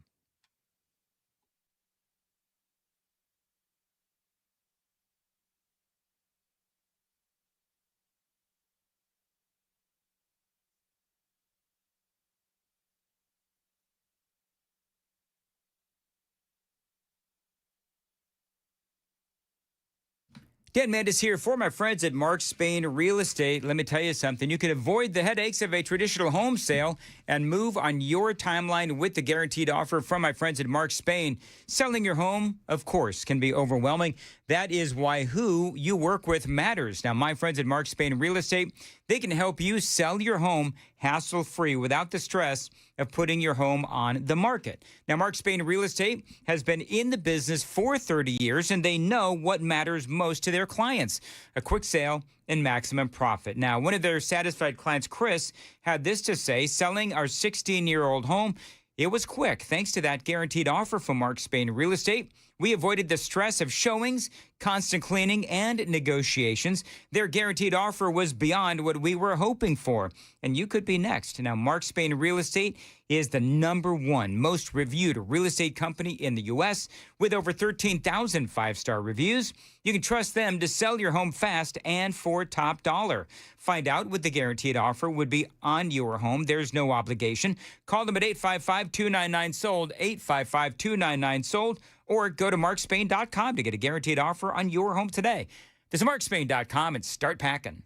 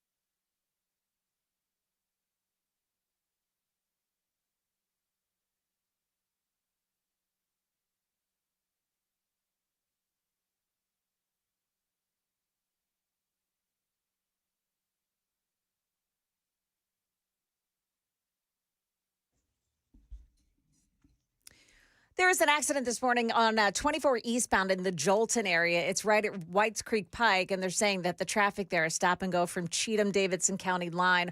Also, a crash in Haines on West Trinity Lane at Whites Creek Pike, outside the Baptist World Center Drive area. And then this morning, just got to be careful. If you're traveling in the Monteagle area, you've got the 24 westbound lanes in the Monteagle area jammed up this morning. There's an overturned tractor trailer, as we're being told by a super texter. We haven't heard this from the traffic center. There are no cameras trained on that part of the roadway, but you can tell that it's coming out of that area is very slow. So be careful if you plan to travel in that area. You know the eastbound lanes in that same area will be jammed up as everyone watches what's happening on the other side. We'll keep you updated on that as we learn more. Traffic every 10 minutes every morning on Super Talk 99.7 WTN.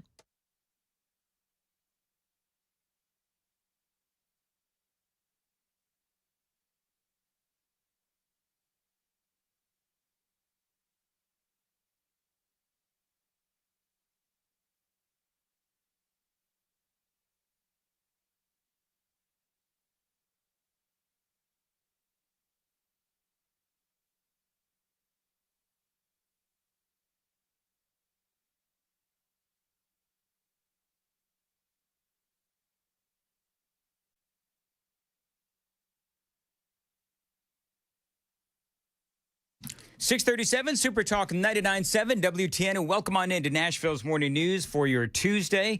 It is May 12th, and hope you're having a great morning. Matthew Hurt is joining us on the Newsmaker Hotline. Matthew, we've talked about a lot already this morning, but earlier we did talk about what last couple of days the Democrats, they're actually talking about lowering the age of the Supreme Court in Virginia, basically so that they can kick all of the Supreme Court justices in Virginia off of the Supreme Court, put in a bunch of new ones, I guess younger, but obviously the ones that would say that, yes, Virginia can institute those redrawn maps. And so now there's a lot of controversy. At first, I thought this was sort of like an outlier kind of a story, but you know, from what I understand, there is actually reports are that there was a phone call that was leaked from Hakeem Jeffries talking about just this.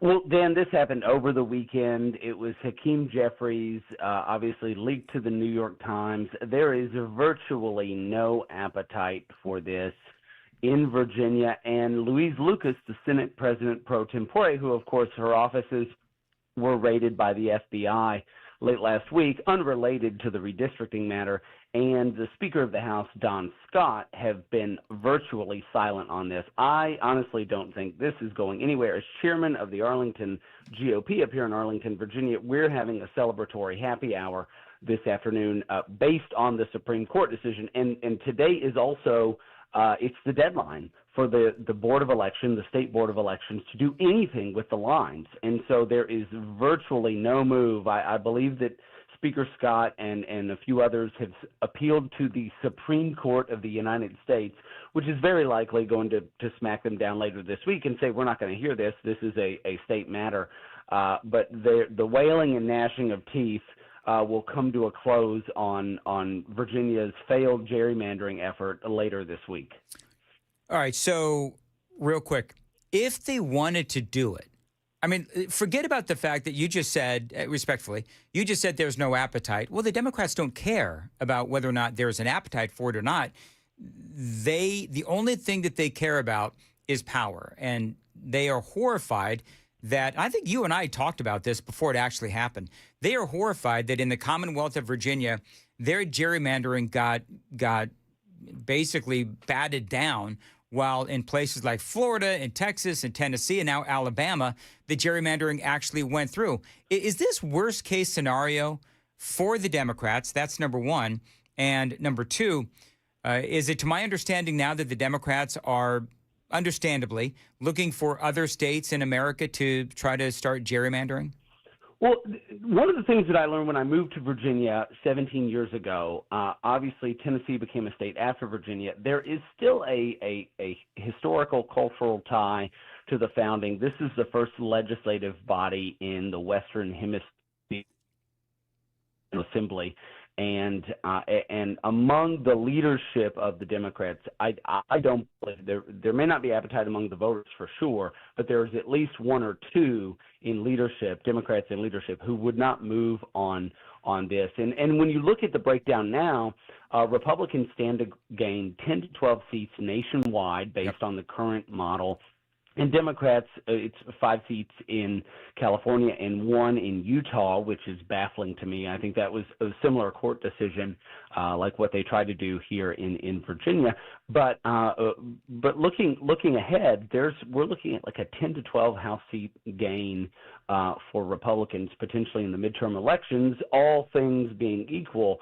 It is really, though, a quest for power, and I do think that Democrats are looking for other ways. And in fact, in Virginia, if they want to do this for the 2028 elections, they have enough time to actually do the reason the Supreme Court of Virginia struck down what they have done over the last 6 months is because there weren't intervening elections between the two constitutional votes in the General Assembly. They could now convene a special session this week, pass it next year, and then get it on the ballot in 2028, or wait until next year and go through the 27 and 28 General Assemblies and then get it on the ballot in 2028.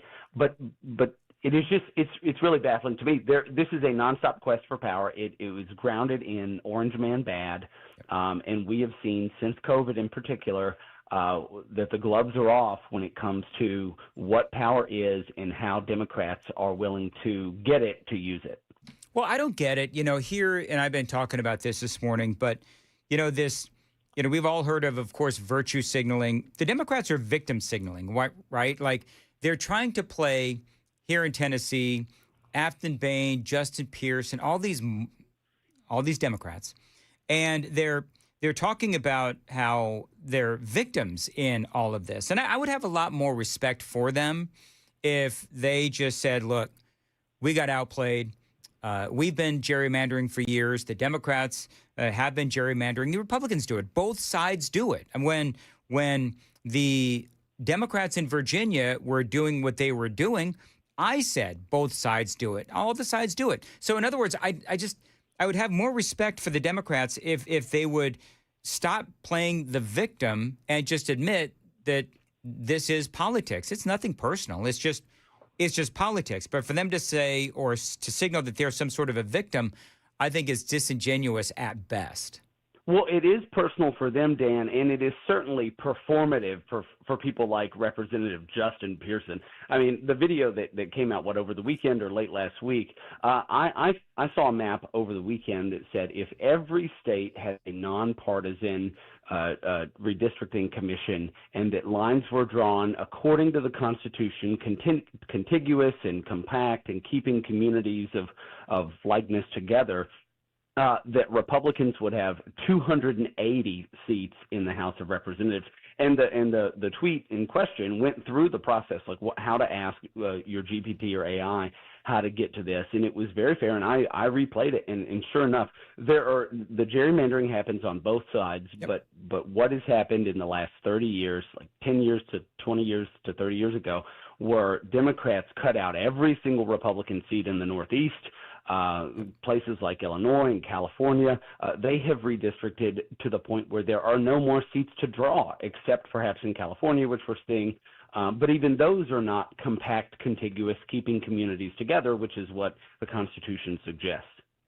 So, and you're absolutely right, and that's one of the things that I find so ridiculous about the gnashing of the teeth over the gerrymandering as well, is when you listen to an AOC, when you listen to a Justin Pearson and so forth, it's almost like the gerrymandering on their side didn't happen, has never happened. It's almost like, in the state of Massachusetts, where you have literally, and there's a lot of them, you have no Republican representation in the House of Representatives. And it's like they just choose not to even acknowledge that those states exist. And so I just absolutely, and they don't have to tell voters that they do exist, because the voters in Afton Bain's district, in Justin Pearson's district, in the others, not everybody is a historian, and I don't think that every voter should know everything about every state and the history of drawing lines. But all they have to do is whip their voters into a fury and blame it on Donald Trump, all they and then do. they can reframe the narrative. It's so frustrating. All right, got to check the roads real quick. 6:45 on Super Talk 99.7.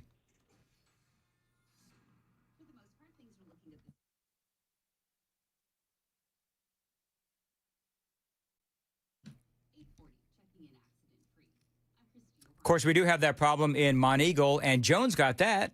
Yeah, so we've got a tractor trailer that has overturned on the westbound lanes of 24 in Monteagle. It's around not the really curvy curve, but it's a secondary curve in the 24 area near Monteagle.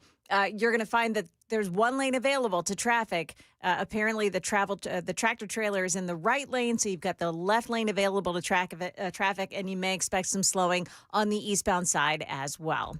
All right, thank you, Jones. 6:46 on Super Talk 99.7. As far as your weather goes, mostly sunny today, nice, and a high of 80. All right, Matthew Hurd joining us. I just saw a graphic on CNN. I thought it was interesting, and they did one of these, generic congressional polls as far as approval rating and all that goes. 45 to 42%, which I thought was a little interesting because they don't have their graphic said no clear winner. And it seems they were surprised, it seems like to me, that there was only a 3% difference between Republicans and Democrats in the House of Representatives as far as the generic balloting goes. And that's before all of this redistricting. Are you surprised by that? That, really the American people are looking at what's happening in Congress, in the House of Representatives, and I guess they still think that, both parties suck. The broader question, like the popularity of Congress more broadly, I think it's just under rats in a landfill in Argentina. And so I think the situation here is that most people are pretty fed up with what's happening in Washington. Things don't seem to get done. A lot of it seems performative. It's unfortunate because there are good people who get involved and run for office and come to Washington. And they, I was at an event last night with a former U.S. senator who is now governor of a northeastern state. And she said, I decided to run for governor because I'm not getting anything done in Washington. And I think that is the perception of many Americans. They say it doesn't really matter who we elect. But my team, somebody like a newly elected Matt Van Epps, that guy's going to go up there and do a good job. And then he or whomever gets sucked into what's happening in Washington, and nothing really gets done. And so I think there's a level of frustration that is being directed at both parties. And so Democrats don't have an overwhelming majority of support on the generic ballot because people generally say, well, it doesn't matter really who goes up there, and so I'm going to vote for my guy anyway. All right, I got two more things. So number one, 42% of Democrats, nearly half the party, believe the Trump assassination attempt in Butler was staged. How?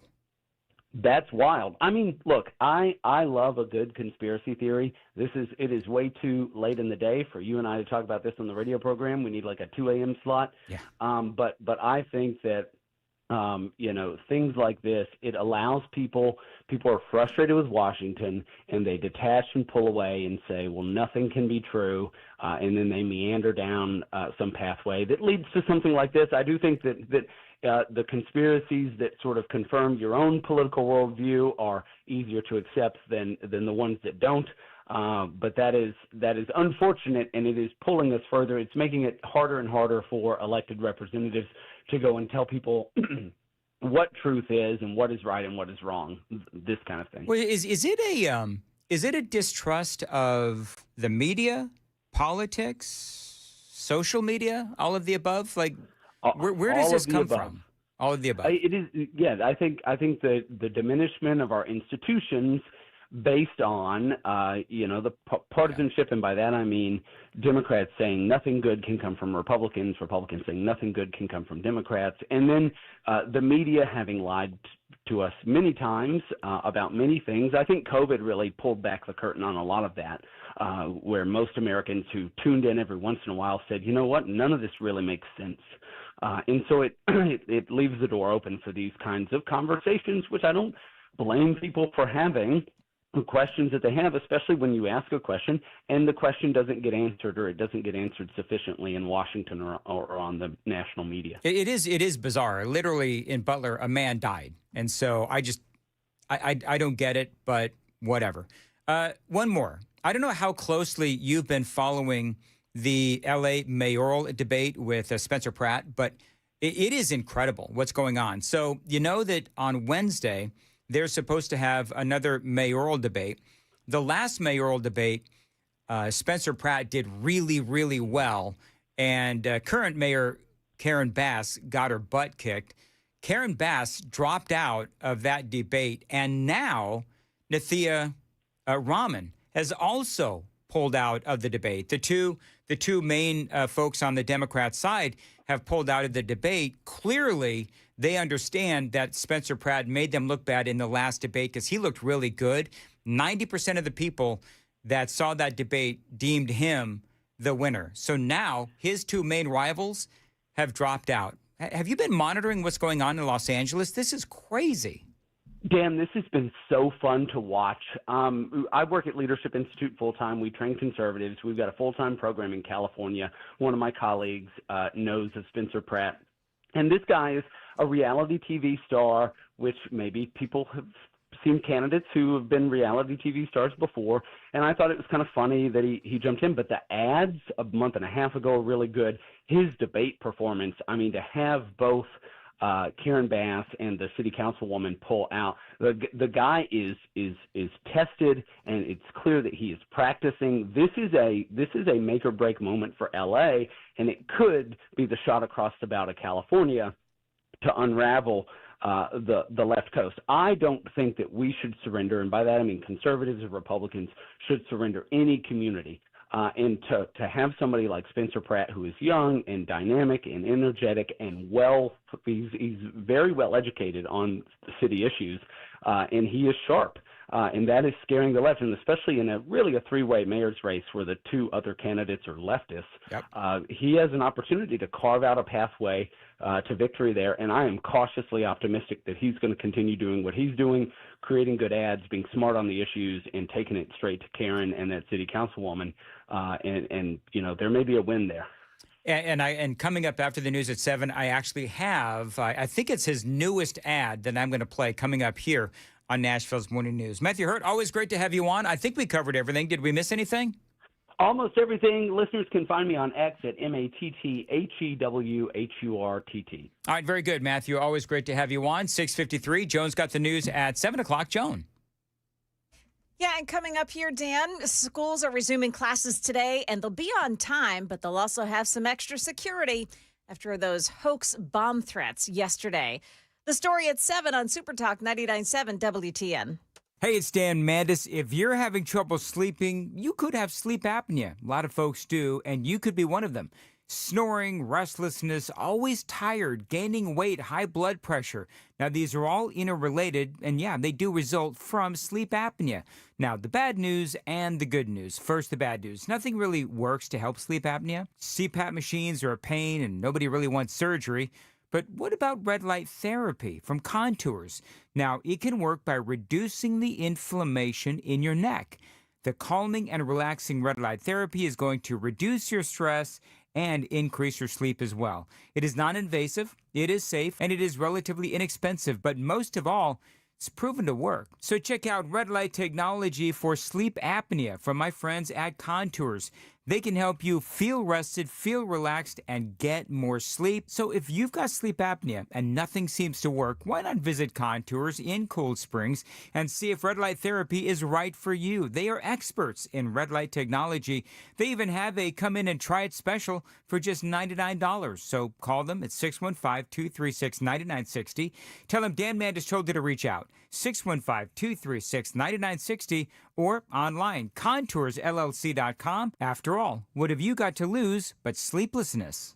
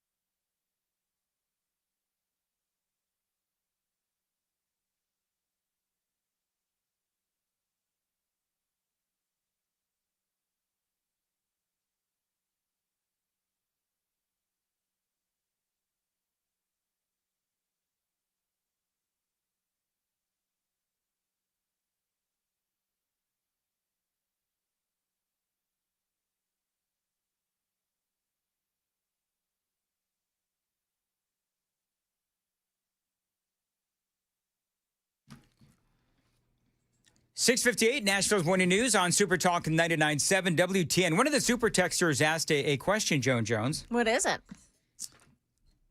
Have you covered how Deborah Moody was treated in the state legislature? So, have you seen this video? I'm looking at it right now. Yeah. It is horrifying. Looking at it is one thing, listening to it is another, and you couldn't even begin to play it on the air. Here's my, okay, thank you. Yeah. This is my challenge is basically she is a state lawmaker and she is outside the state capitol and she is being pursued. There's no other way to say it. She is being pursued by a mob of hateful leftists is how it's described here. Clearly that is true.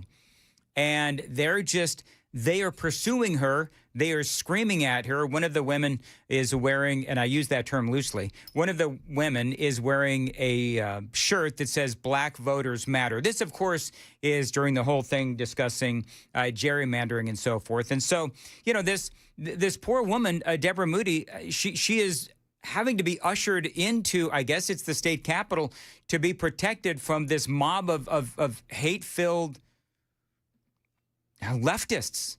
And so I don't know. I guess my question is, anybody going to do anything about this?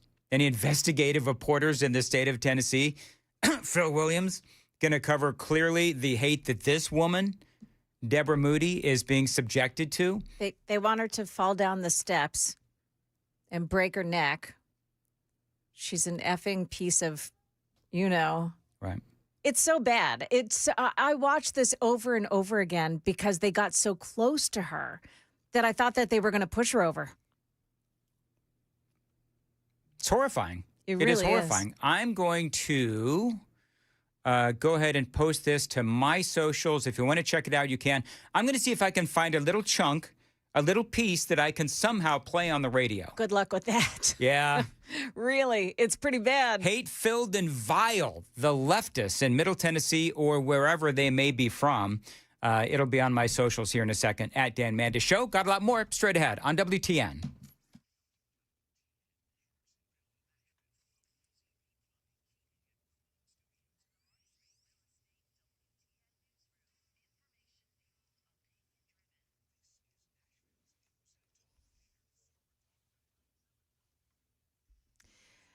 Good morning, 701. I'm Joan Jones with your top stories, and we're in a diplomatic stalemate after President Trump rejected Iran's counterproposal to his one-page memorandum. After reading that piece of garbage they sent us, I didn't even finish reading it. They said, I'm not going to waste my time reading it. President Trump is headed to China now. He departs today. It's expected he'll push Xi Jinping to help find an off-ramp to the stalled talks. We know how license plate readers have been able to help police capture stolen cars and solve crimes around here. Well, now Home Depot and Lowe's are among the retailers installing special cameras in parking lots with automated license plate readers. Home Depot and Lowe's insist they do not share information with third parties. Lowe's saying it only discloses your personal information if required by law or legal process. Home Depot saying we do not grant access to our license plate readers to federal law enforcement. But experts say with tens of thousands of cameras now installed across the country, adding more license plate readers will help law enforcement build what could become a nationwide mass surveillance system. That's ABC's Hannah Battah reporting. Several Tennessee schools, in fact 9 of them, were placed on lockdown yesterday following a wave of bomb threats across the state. Schools affected include Franklin and Page High Schools in Williamson County, Smyrna, Laverne, and Holloway High Schools in Rutherford County, Antioch High School and Northwest High School in Clarksville.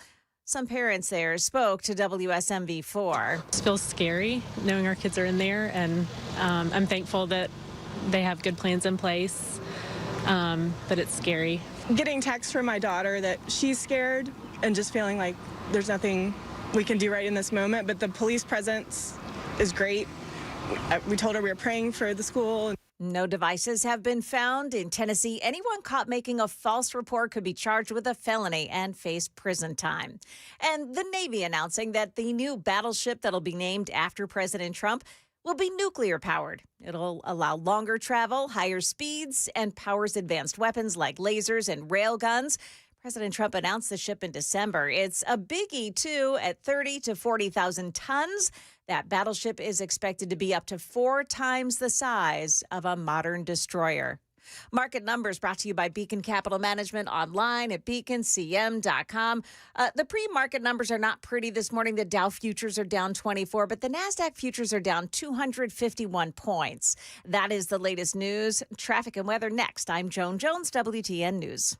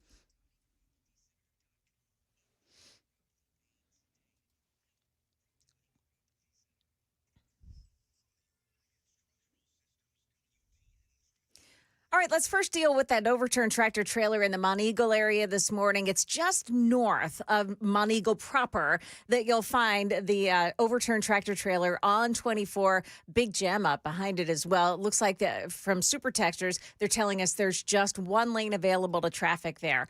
There is another Super Texter that let us know I-840 westbound before Horton Highway, a crash right there in Arrington this morning. That's exit 42 area. You got a crash in Haynes on West Trinity Lane at Whites Creek Pike, and another in Joelton on eastbound 24 at Whites Creek Pike. Traffic every 10 minutes every morning on Super Talk 99.7 WTN.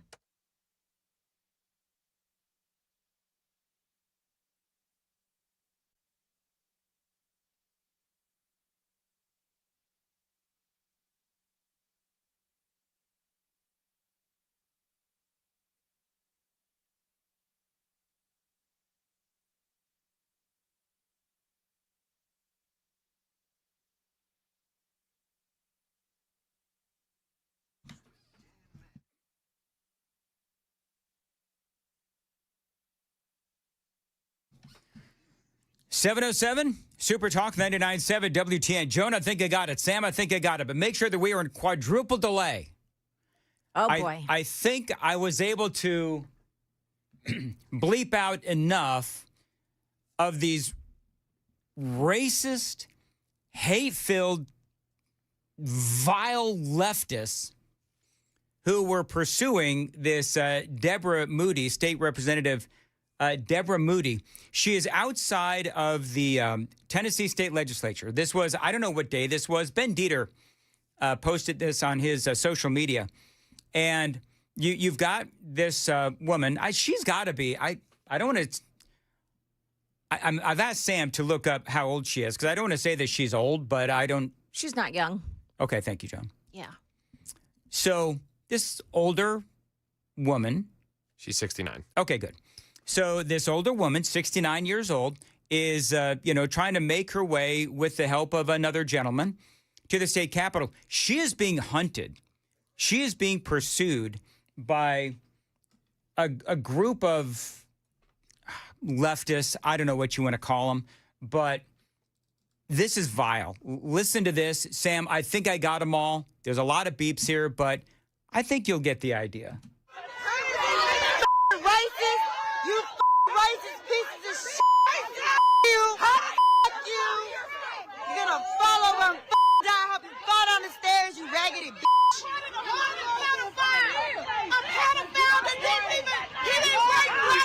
racist pieces of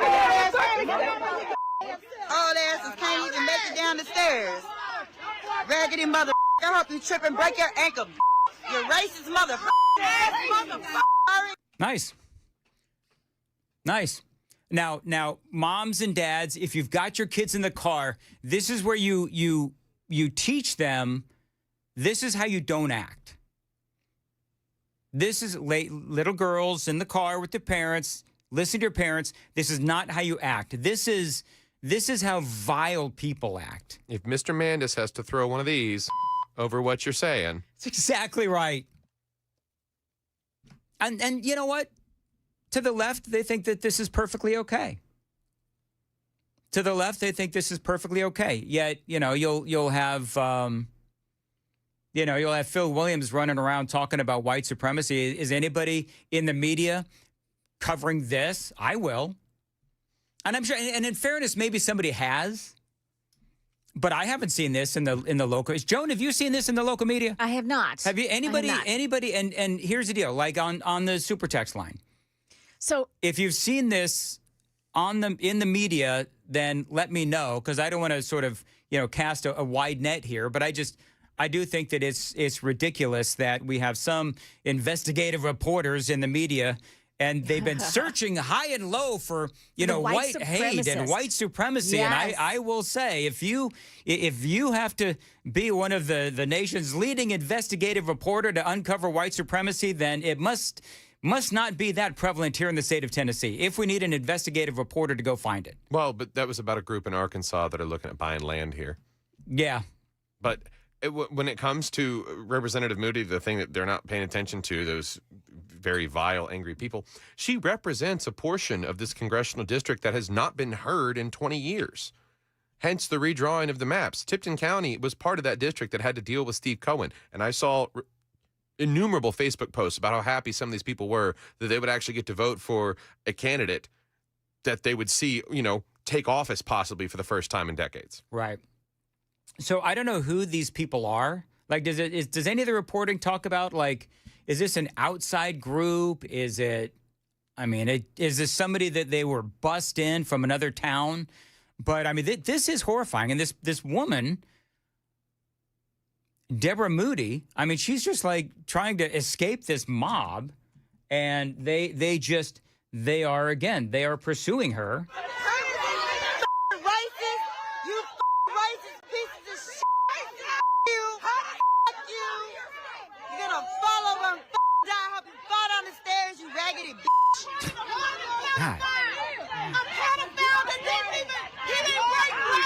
Racist pieces of old asses can't even make it down the stairs. Raggedy mother, I hope you trip and break your ankle. You racist mother. There you go. At one point, Tennessee's finest, apparently. Yeah. Yes. At one point, they round a corner, and the corner has a stone structure, and Mrs. Moody, what's her first name? Deborah. Walks close to that structure, and one of the violence toters here gets in between her and that stone stanchion, and they bump into each other. And now she comes, the racist woman comes from behind, so Deborah Moody can't see her as she tries to squeeze between them. And when she does that, she yells at Deborah Moody, "Don't you run into me. Don't you hit me." And clearly this woman did it on purpose. Oh, yeah, it's intimidation. Yes. Oh, absolutely. So then the state trooper has to get involved. Thankfully, there were state troopers there to protect her. She's walking in a public area in need of protection by state troopers. It's insane. Mother of four, wife, assistant teacher of 8th grade girls life group at Bellevue Baptist Church in her hometown, part of the Disabled Americans Veterans Society. She a veteran? Well, I think her husband was. She's a life member with that organization. Okay. NRA, GOA, South Tipton Change. So she's very active in her role as a representative and in her community, and then this is how people treat her. Yeah, these people are trash. They're trash. There's no other. Bobby says that Deborah Moody is one of her best friends. I want to see if Deborah Moody can call in. I'm trying to awesome. They may have targeted her. Honestly, she was apparently was on one of the votes to expel the Tennessee 3 in 2023. She was one of those voices, and then during the whole debate in the state house here recently, several Republican lawmakers. I'm not in any way pigeonholing her. Several people were seen kind of laughing, murmuring about what I mean, because what they were doing was funny. What they were attempting to platform on was hilarious, and I'll take that side any day of the week. But it would appear to me that they targeted her. So you're right, Sam. You bring up a great point.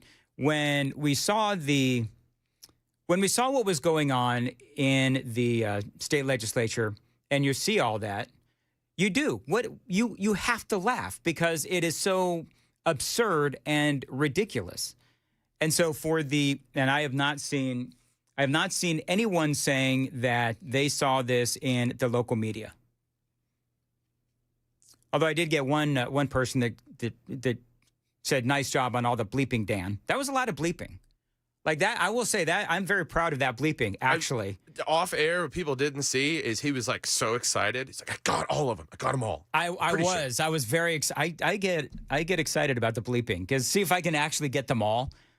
Because I mean, this kind of trash that was attacking and pursuing Deborah Moody, they need to be exposed. Oh yeah. And the media that does not cover it also needs to be exposed. You know, they'll put, Justin Pearson and Justin Jones and Gloria Johnson, they'll put them on some sort of a pedestal saying, "Oh, these are such great Tennesseans." This is the kind of hate, this is the kind of vitriol, and this is the kind of vile behavior that they inspire. When I posted it, my quote was, "This is the inclusivity of the left. Tolerance. Nice. Love lives here." Nice. You know that sign outside of all the lefties' houses? Oh, yeah. Love lives here. We believe in science, except when it comes to gender. Yes. All right, it is coming up on 7:15. Hopefully we can get Deborah Moody on. I don't know if we'll be able to. Our friend Bobby is working on it. And if you, Deborah Moody, if you, hey, take the phones off hold. This is why Sam hates working with me. This is why he'll be gone in 2 months after he graduates. It won't take 2 months. No, this actually does work sometimes. So Deborah Moody, if you are listening, the phone number to the radio station is 615-737-9986. I'm about to get trolled so hard. 615-737-WWTN. Deborah Moody, if you happen to be listening, we would love it if you called in because I would love to know from firsthand experience what you experienced. It is 7:17. Time to check the roads on WTN.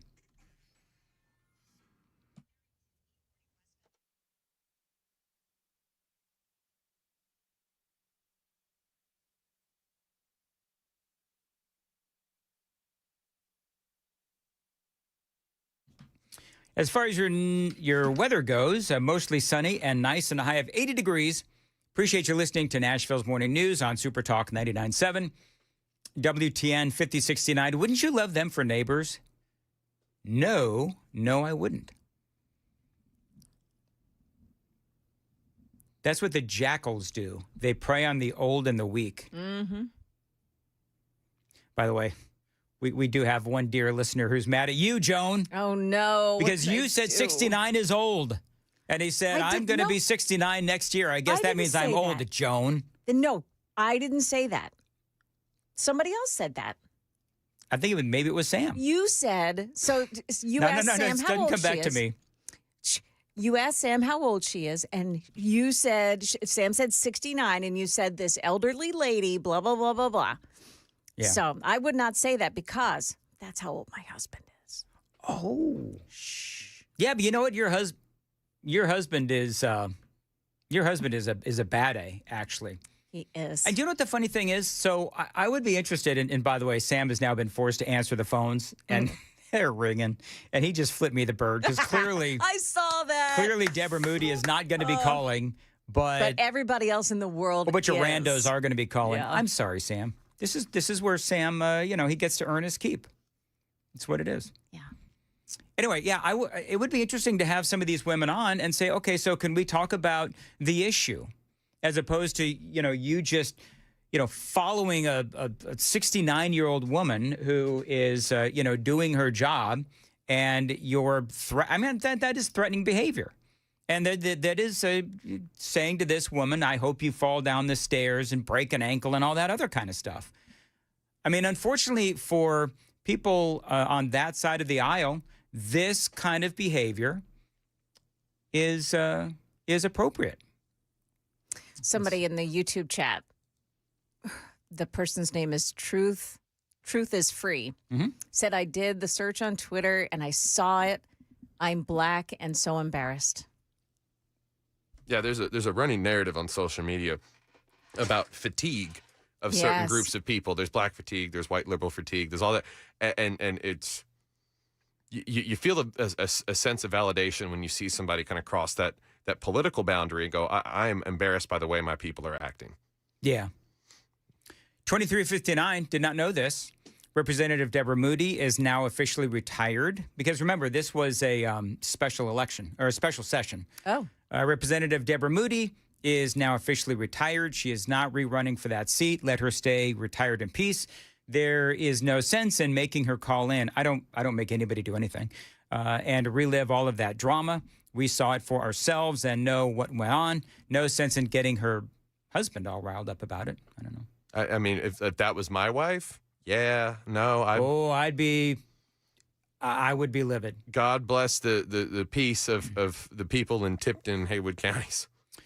All right, it is 7:21, Super Talk 99.7 WTN, and 1303, yes, but 69 is elderly. I'm 70, and I know this.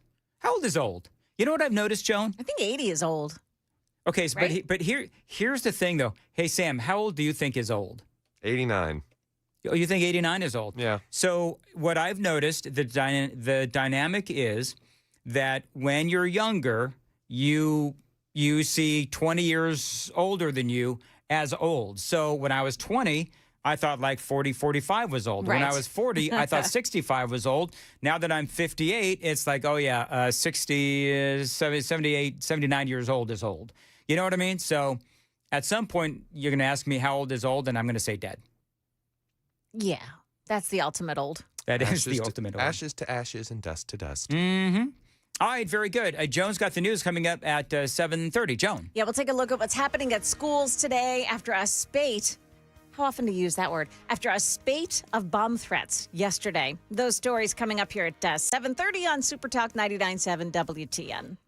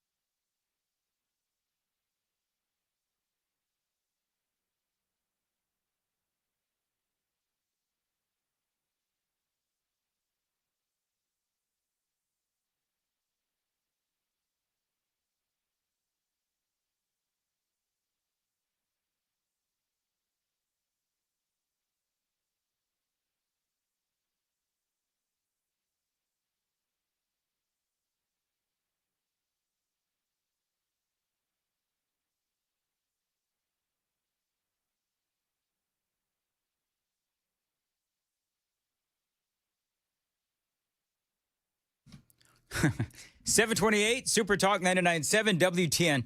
Hey, Joan, if I ever decide and we all decide that we're going to go down the road of what is old, can you make sure that I don't do that? Okay. Because it's like I got one guy that's saying, listen, Mandis, if I can drive a 18-wheeler up and down I-24 and this hill and that hill and all that, then that's not old. I don't care what my age is. Listen, absolute truth to that. Yeah. Another guy says that age is a state of mind, which I very much, that is one of my tenets, actually, that I live by. Age is a state of mind. And I feel better now at the age of 58 than I did at 38 or 48. This is a much better recovery from disparaging female drivers earlier. Yes. Really going to bring that up? You're going to bring that up, Sam? Again? Okay, thanks. I know where your loyalties lie, and clearly it's not with me. There's certain things that I may say earlier in the broadcast, and then maybe we just might want to let that slip away and fade into the past. But no, Sam's got to bring them up.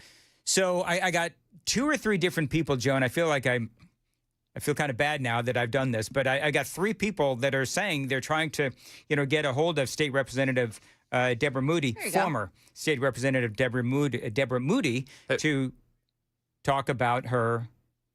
Yeah, so Mark just called. He just wants you to know that it's his birthday today. He's 69, and he's still getting around just fine. So I felt like interrupting you for that. Happy birthday, Mark. But then there's another super texter. His name is Grant, and he said, some days I feel like 46 is pretty old. I get that.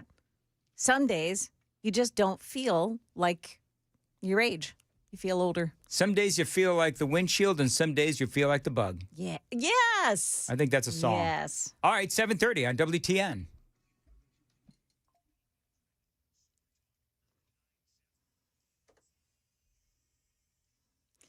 Good morning at 7:30. I'm Joan Jones with your top stories. Classes are getting started at Tennessee schools this morning with safety first in mind.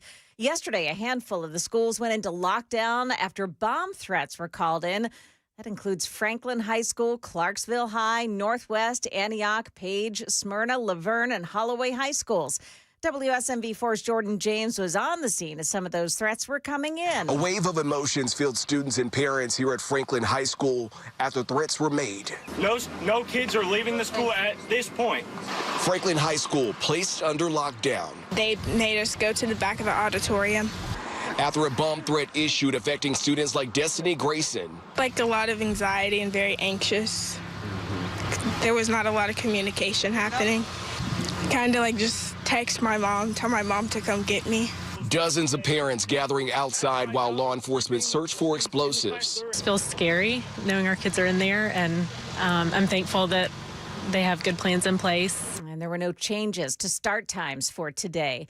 How'd you like to pay a little less at the gas pump? President Trump said he's working on it. President Trump said he's willing to suspend the federal gas tax of 18.4 cents a gallon for gasoline. It's a small percentage, but it's still money. The president can't suspend the gas tax on his own. He needs congressional approval. Republican Senate Majority Leader John Thune says in the past he's not been a fan of the idea.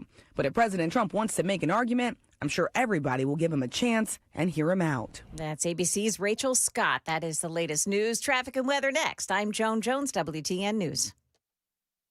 Hey, it's Dan Mandis. If you're one of those guys that is embarrassed to find out if you actually have low T, go talk to somebody who's actually done some treatments. They'll tell you it is life-changing. I'm here to tell you the place you need to go is the Low T Center. Now, if you're feeling like you're just not the guy that you used to be, maybe you're tired, you don't have the energy that you once did, go to the Low T Center, man, because they've helped a lot of guys just like you. Countless men across America and Tennessee getting their lives back through high-quality testosterone therapy. Low T Center set the standard that other clinics are still trying to measure up to. Again, there's nothing wrong with just going in and getting the tests. Now, they've got the highest quality testosterone on the market. It is pharmaceutical grade, and it's going to make you feel great. Again, there's no shame in just checking them out for yourself. They've got a variety of peptides to help you with muscle tone, recovery, sleep, weight loss, and a whole lot more because you're worth it. Check out lowtcenter.com right now. You can choose self-pay or insurance and have your treatment shipped right to your door. Check them out online and book your appointment today and get your life back, guys. Come on. lowtcenter.com is the website, lowtcenter.com. As always, tell them Dan Mandis told you to reach out, lowtcenter.com.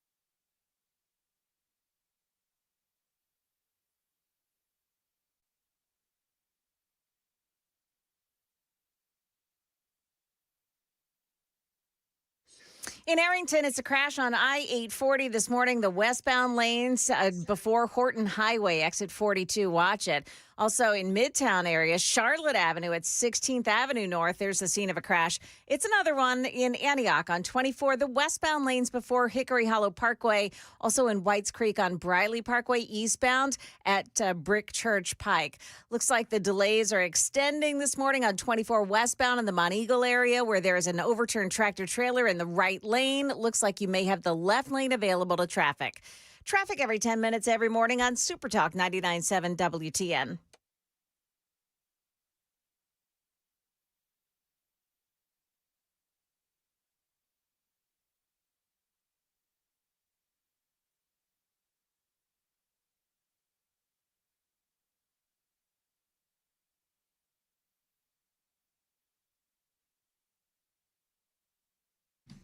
$7:36. Nashville's Morning News on Super Talk 99.7 WTN. You know, oftentimes older, I do believe that in many cases, older is wiser. Joan, this is where I start kissing the butt of the collective older part of our audience. Yeah, way to go, Dan. So Sam told me off the air. Now, just so we're clear, I wasn't castigating older people. Like that wasn't I didn't say older is bad. I simply asked the question, what is considered older? It was your tone. No, it was not my tone. I think the word you used was dreadful. Being old is dreadful. No, I didn't. Yeah, he said that out loud. I couldn't believe it. Both of you two, man. No, Joan, do you think because he's bald, he gets away with it because he doesn't look his age? Wow. Maybe. Yeah, but he's always got the hat on, so. It's deceptive. So here's the thing. So first of all, I have nothing but mad love and respect for our older folks. We were asking the question, what is considered older? And that was it. And then I don't know how it got off the rails and Mandis was bashing older folks, because I certainly wasn't, for a number of different reasons. Number one, despite my my lack of ability as a broadcaster, I'm still reasonably smart, and I know that there's a lot of older people in the audience. Their ratings matter just as much as a 25-year-old. So I'm not going to start ticking off the audience. Now, of course, I insulted women drivers earlier. You know what's happening, Joan? Do you know how, like, when older people, they start speaking without a filter? Yeah. Oh. That's what's happening to me. My mom. Oh, my mom? Salty as anything. You know, I think the last conversation with my mom, I think I counted 4 F-bombs, as a matter of fact. Like, she was salty as all, I mean, I loved her to death, but, I mean, salty as all get out. And she would, you know, she just, and she's always talking, like, if my mom was dropping the F-bombs, we were always talking about politics. Like, I think we were talking about Gavin Newsom at the time, actually, the governor for California, when she was going on about, you know, Gavin Newsom and the Democrats and this, that, and the other. And she just, man, she would let it rip. But I'm not. Here's the deal. Like, one person said, hey, Dan, I'm 71 with stage 3 cancer that has slowed me down a little bit, but still fighting and feeling young. And I'm sorry for your cancer diagnosis, but I love the fact that, you know, you're still fighting and you're still feeling young. My neighbor, Brooks, who, you know, I really like Brooks, and he walks like every day. Like, I could not keep up with Brooks. He's out there walking every day. Dude's got to be about 80. Good for him. I know that he's a Democrat, so he doesn't listen to this show, and he has no idea that I have a radio show, so I can say, Brooks, I think he's 80. He's probably like 74, and he's now angry with me, but whatever. So anyway, yeah. So, no, my mom, she could, till the day she died, she got around pretty darn good. She was 82. You've been called out. By? Sean in the YouTube chat. Here's the thing. That's Dan when he's about to over-explain something.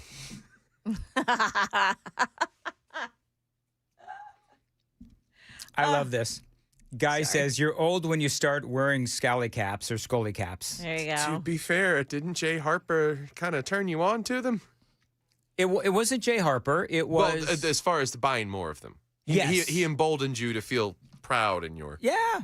I'm like, hey, I don't want to go through this again, but Amy really likes the scally caps, whatever. And so I bought one. She said, hey, why don't you wear one of those to work one day? So I wore it to work.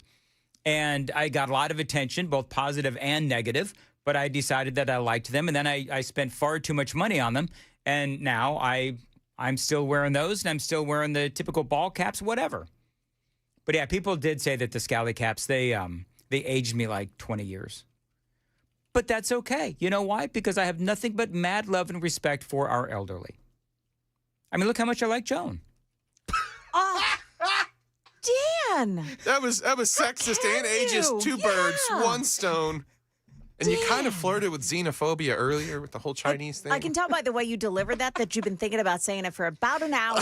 That whole thing. Yeah. That whole thing was just a lead up, Joan, to that one line. Joan, you know I'm just kidding. I am exactly, what am I, 2 years older than you? A year and a half? I thought it was like 4. I think it's like 4. How old are you? 58. 58. You're 62, 63. Whatever. When you get older, you can't math either, okay? That's exactly right. The mathing goes away. Well, it's because it's harder to slide the abacus. That's so funny, young boy. 7785. Let's see here. Classic line from Dumb and Dumber. Okay, this is good. Hey, I guess you're right. Senior citizens, although slow and dangerous behind the wheel, can still serve a purpose. Never saw that movie. Dan-splaining. Yeah, I do that still. Dan-splaining. Yeah, how many years have I been a talk show host and I still Dan-splain? And then when I Dan-splain, I get myself in more and more trouble. I'm going to move on. Your career could have 2 marriages and separate sets of kids. What'd you say? Because you've been in radio for 40 years, so your career could have 2 marriages and separate sets of kids. If it were a person. Okay. Whatever you say, Sam. I'm still thinking about that one. He'll explain that to me off the air. Let me see here. All right, because I've got, oh God. Okay, Spencer Pratt. You want to do Spencer Pratt? I don't know if you heard, I was talking to Matthew Hurt earlier. Did you hear? So, Joan, we were talking about Spencer Pratt, right? Yeah. L.A. mayor's race. So we talked about how Karen Bass dropped out of tomorrow's debate. Now, the other one dropped out too. So literally, Spencer Pratt is the only guy that is going to be in this mayoral debate for Los Angeles. You know what he needs? He needs 2 empty chairs. Oh, yes. Remember that whole thing was it Obama in the empty chairs? I think it was Clint Eastwood in the empty chair. Was that what it was? Maybe. Yes, he should. So I've got real quick. So then, Yeah. does the organization that's putting on the debate continue the debate? They should. They should. Who's he debating? Well, you change it would turn into a town hall. That's exactly right, Joan. You turn it into a town hall. That's what you got to do. Because, and here's the thing, is that when you turn it into a town hall, then you can consistently say, my opponents aren't here to answer these accusations. You know what I mean? So, I mean, I think that it's great. My opponents identify as non-present. Oh, that's good. That's good. My opponents identify as non-present. And that does make a lot of sense. And I think, for the fact that he is making them look terrible, these Democrats, Karen Bass, and the other person who is a city council member, I think that the problem that they have is that they have bad performance, which is what they're campaigning against. They're campaigning against their bad performance. Hey, by the way, do you want to see the newest Spencer Pratt video? Because we're talking earlier about how really good they are. I've got another one. I don't know if this has been played yet. I know that Chris played one yesterday. I don't think this was the one that he played. But if you're watching on Super Talk TV, there was a curse word in this. I bleeped it out. So, actually, there were 2, and I bleeped it out. But listen, this is the latest from Spencer Pratt, and this is why he should be the mayor of Los Angeles. Listen. Turns out it's a lot easier to fight fires when there's water in the reservoirs.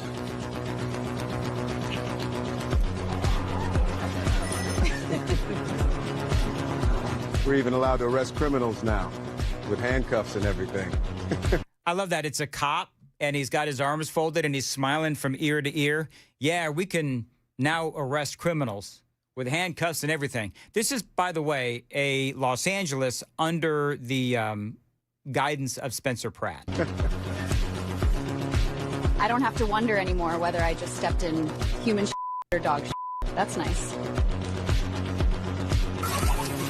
Kids running through sprinklers. I only see needles in the hospital now. Who knew it could be this way? I love going to the park now that it's not an open drug market. Okay. Who here is willing to admit that common sense actually turned out to be good?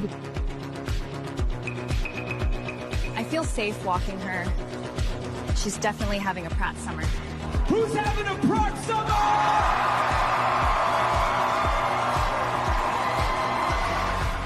LA's worth saving is the last line there. And I love, because, that's kind of what they're calling it in LA, a Pratt summer. That's what they're having, is a Pratt summer, I guess. And this is becoming, a phenomenon. That's what it's, in LA, it seems like this is what's happening, is a phenomenon where people are watching this political novice. And I spoke yesterday about how, the whole thing with Spencer Pratt, it really is, there's a lot of sort of Trumpism to it. A guy who has common sense, because remember, when Donald Trump came on the political scene, seriously came on and started running for president, a lot of the things that he was speaking was, simply put, common sense. And he was plain talking. He wasn't afraid to, throw down a salty word or two.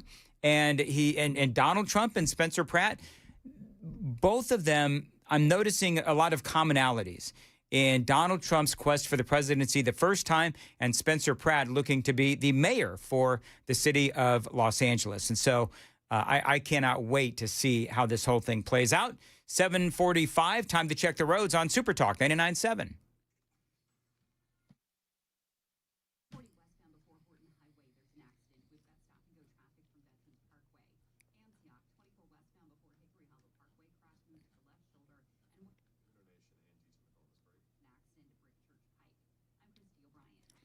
As far as your weather goes, mostly sunny today and nice with a high of 80 degrees.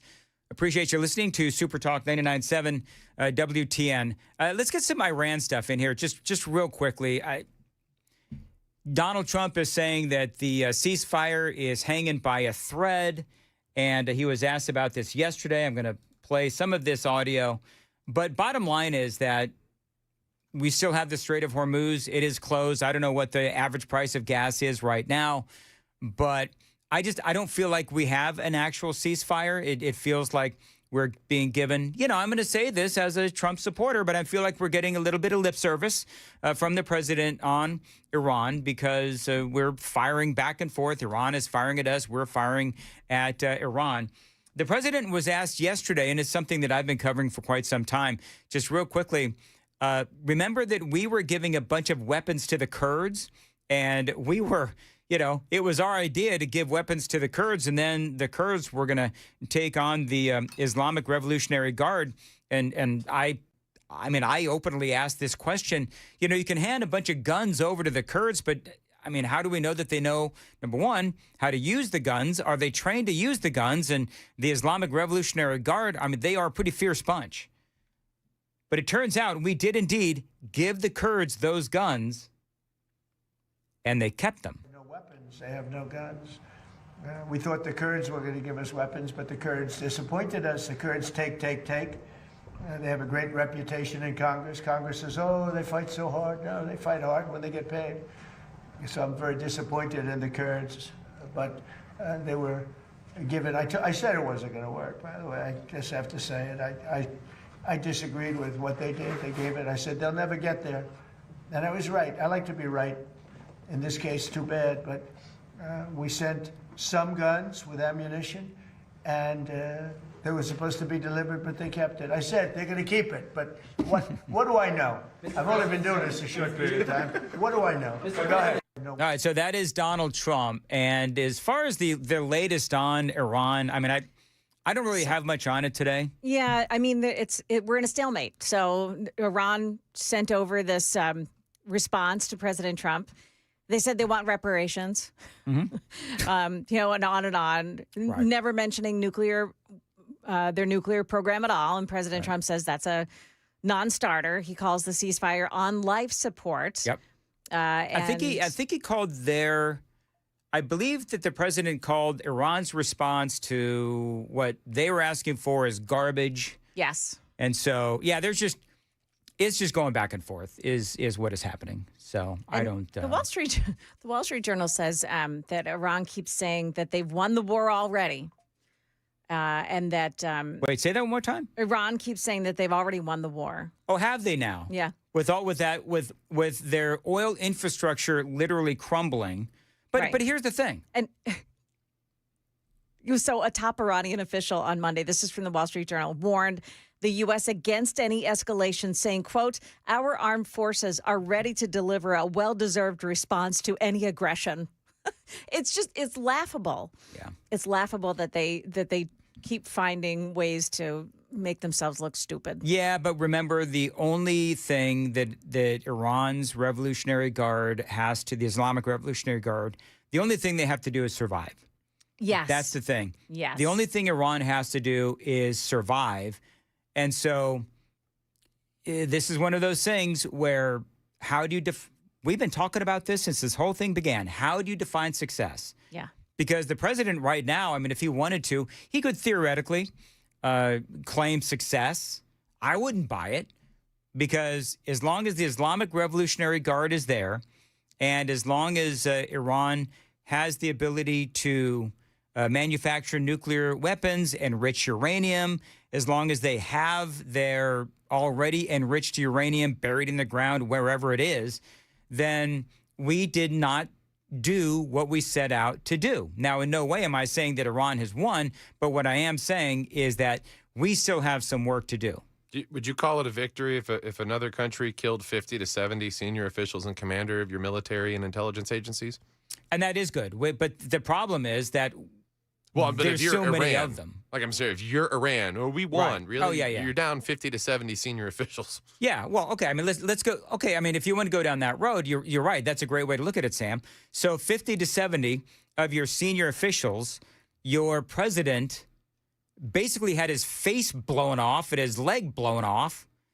And I don't think that he's alive. There's a little bit more clarity today that that he's not talking, that he hasn't shown his face.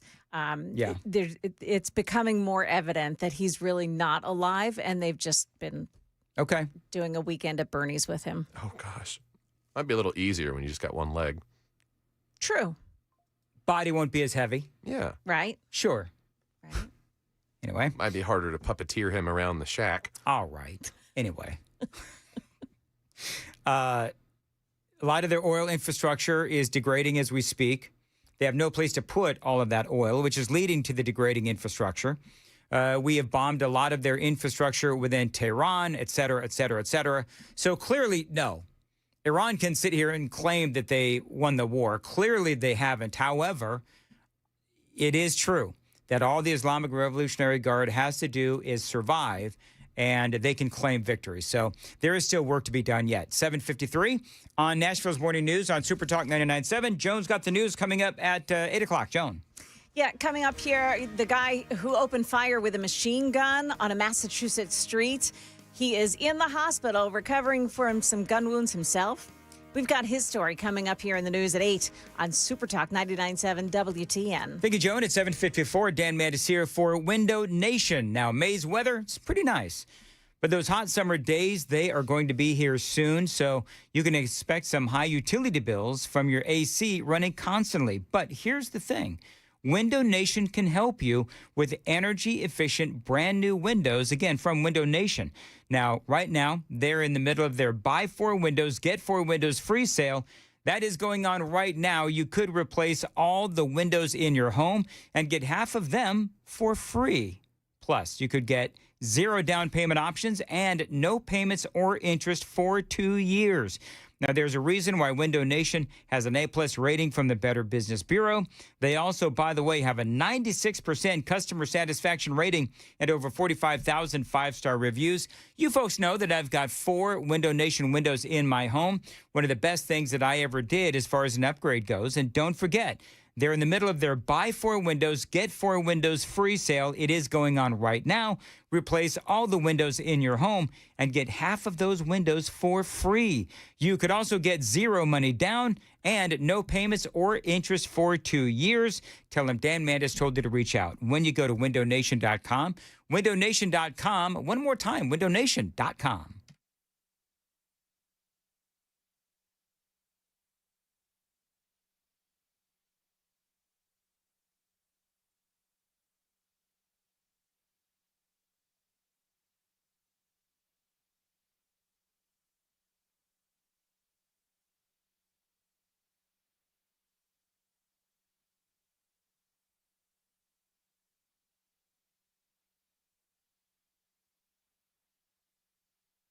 Dan Mandis here for my friends at DT McCall's. Now, this is my furniture and appliance store.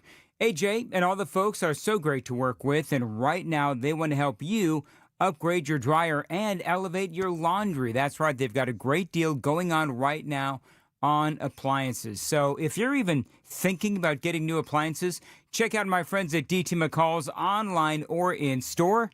Now, right now, they've got massive rebates and specials on washers and dryers, not to mention, of course, dishwashers as well. I've got a dishwasher from DT McCall's. It is amazing. Now, my dishwasher, my washer, and my dryer, as a matter of fact, all from DT McCall's, not to mention my downstairs refrigerator.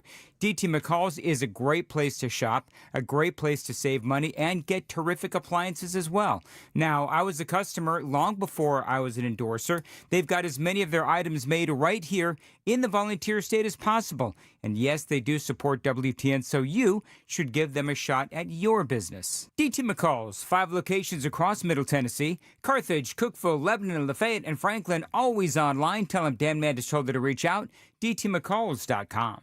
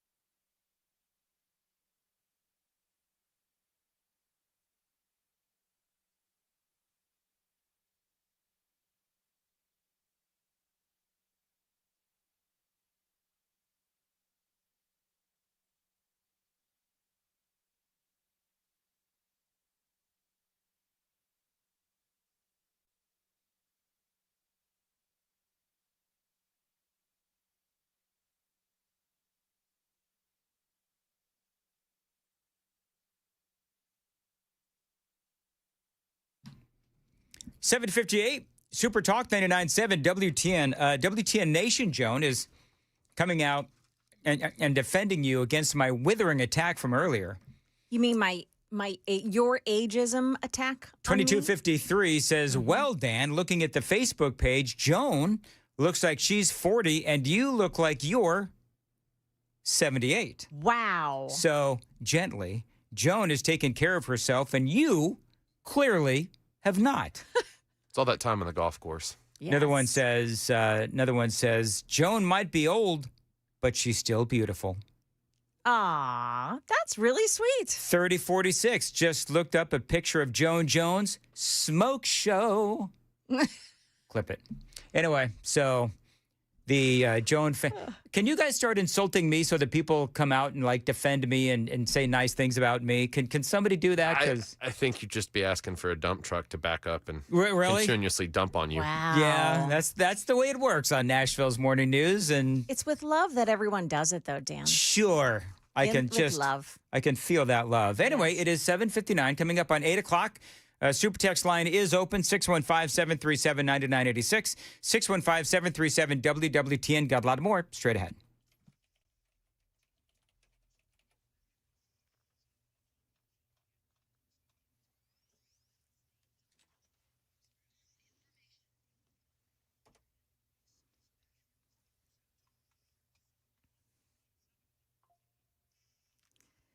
Good morning, 8 o'clock, and I'm Joan Jones with your top stories. There's been an increase in swatting events across the country. The FBI says it takes potential hoax threats very seriously because it puts innocent people at risk.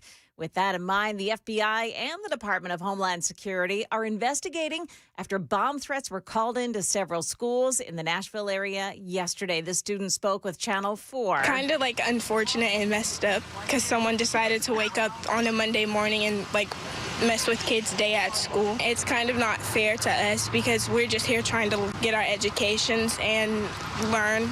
Yeah, all of the schools affected opened on time today. A Nashville Chick-fil-A employee charged with threatening mass violence. 30-year-old Amber Turner reportedly told the manager she would shoot up the place. It was her last day of work there. Witnesses told police she had used her hands to make a gun-like motion, too. She's been arrested, her bond set at $5,000. In Alabama, redistricting is underway now after the Supreme Court overturned a previous order directing the state to use a map that considered racial districts. One additional seat for Republicans may be picked up there. And there's been another Supreme Court ruling as well. The Supreme Court also directed a lower court to reconsider the case after its ruling on the U.S. House district in Louisiana. Oh, this could free the state to use a map approved in 2023 by the Republican-led legislature that includes one district where black voters are the majority. That's WSMV4's Holly Thompson. The man who opened fire with a machine gun on a Massachusetts street yesterday is now recovering from gunshot wounds himself. 46-year-old Tyler Brown was shot by a responding state police trooper and by a civilian, a good guy with a gun. What was so scary about the guy was he was not shooting at a specific target. He was just spraying bullets all over the place. That witness was able to get away, but two victims are in critical condition today. Tyler Brown is no stranger to violence. He was convicted in 2020 with attempting to kill Boston police officers. Market numbers brought to you by Beacon Capital Management online at beaconcm.com. We had the Consumer Price Index for April out this morning. It's a measure of inflation, and it showed the index rose 0.6%, and that put the annual inflation rate at 3.8%. That is in line with expectations. That report showed a big jump in energy prices. Now, stocks this morning, stock futures, as we're getting ready for the markets to open. The Dow futures have turned positive, up 19 points. NASDAQ futures down 194, though, and the S&P futures are minus 16. That's the latest news, traffic, and weather next. I'm Joan Jones, WTN News.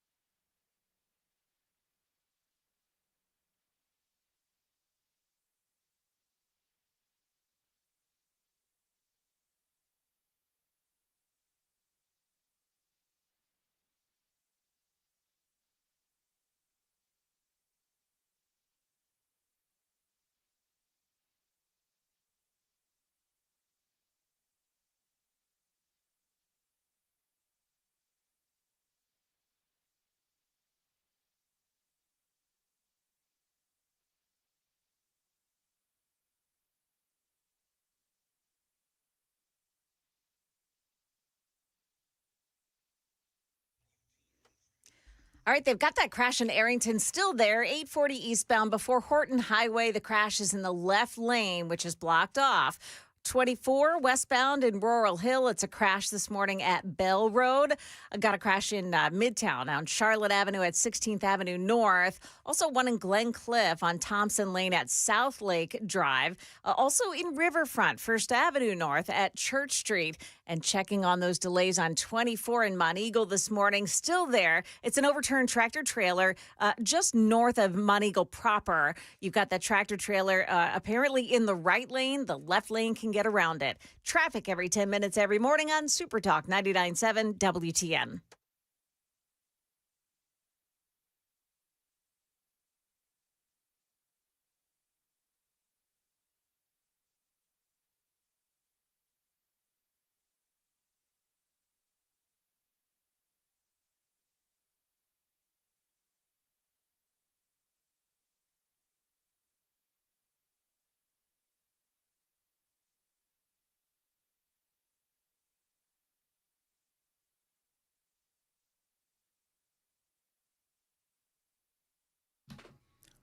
.806 Nashville's Morning News on Super Talk 99.7 WTN. And welcome on in to your Tuesday, May 12th of 2026.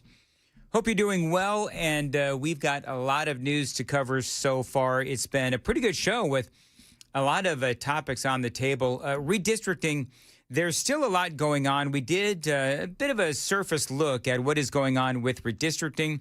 Yesterday, the state of Alabama got the go-ahead to redistrict in their state. That is good news for our side.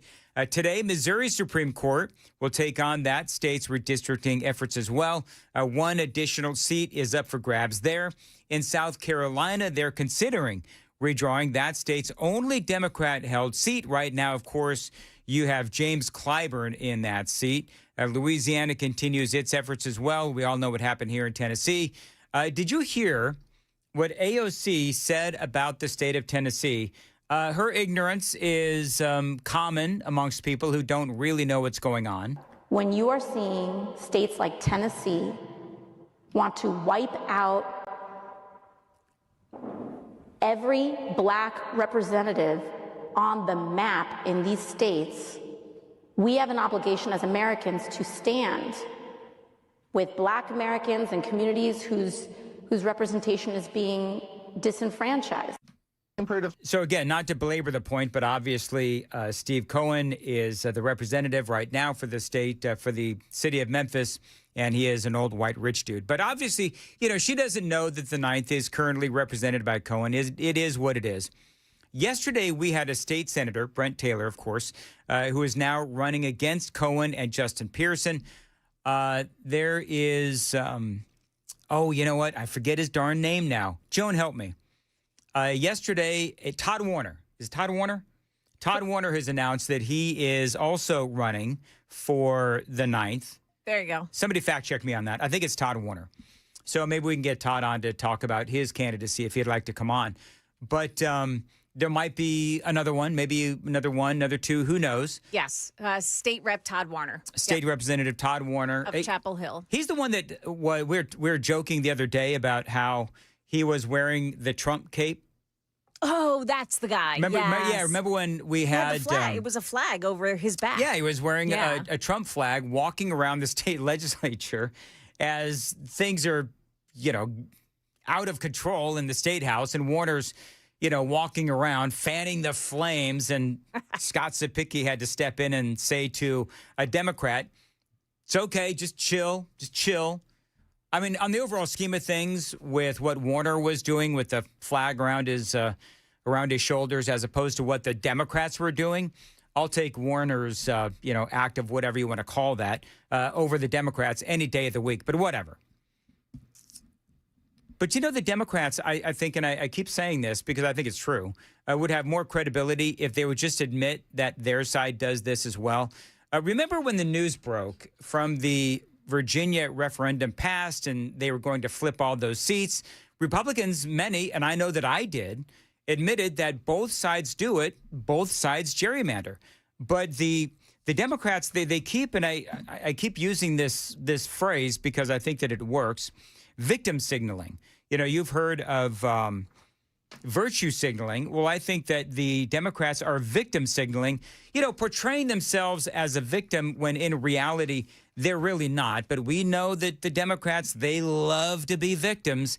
And so they are putting this whole thing, painting this whole thing, framing this whole thing as they are victims in the gerrymandering arms race. It was Donald Trump who called for Texas to do it mid-decade. He didn't start mid-decade gerrymandering, but he did call for it in Texas, and that started the current war that we are engaged in, because then that started California, then we started in places like Virginia, South Carolina, here in Tennessee, and on it goes.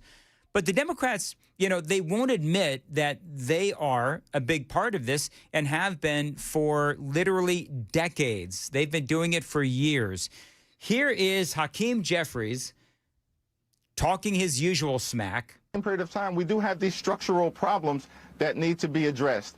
We've got to, for instance, make sure we pass the John Robert Lewis Voting Rights Advancement Act so we can end the era of voter suppression in the United States of America once and for all. We have to end Citizens United, dramatically reform our campaign finance laws to stop the ability of these deep-pocketed special interests to intervene. And we are going to have to explore massive judicial reform, state by state, and at the federal level, and everything should be on the table as far as I'm concerned. All right, so Hakeem Jeffries, I want to call him a punk ASS. I do. To me, I do. Because to me, that is the epitome of a descriptor of Hakeem Jeffries, a punk ASS, but I can't say that on the radio. Substitute grifter. I guess. It doesn't have the same flair. It doesn't. The K sound, That's exactly right. punk, and then the rest of it. Got to ask yourself one question. Do I feel lucky? Well, do you?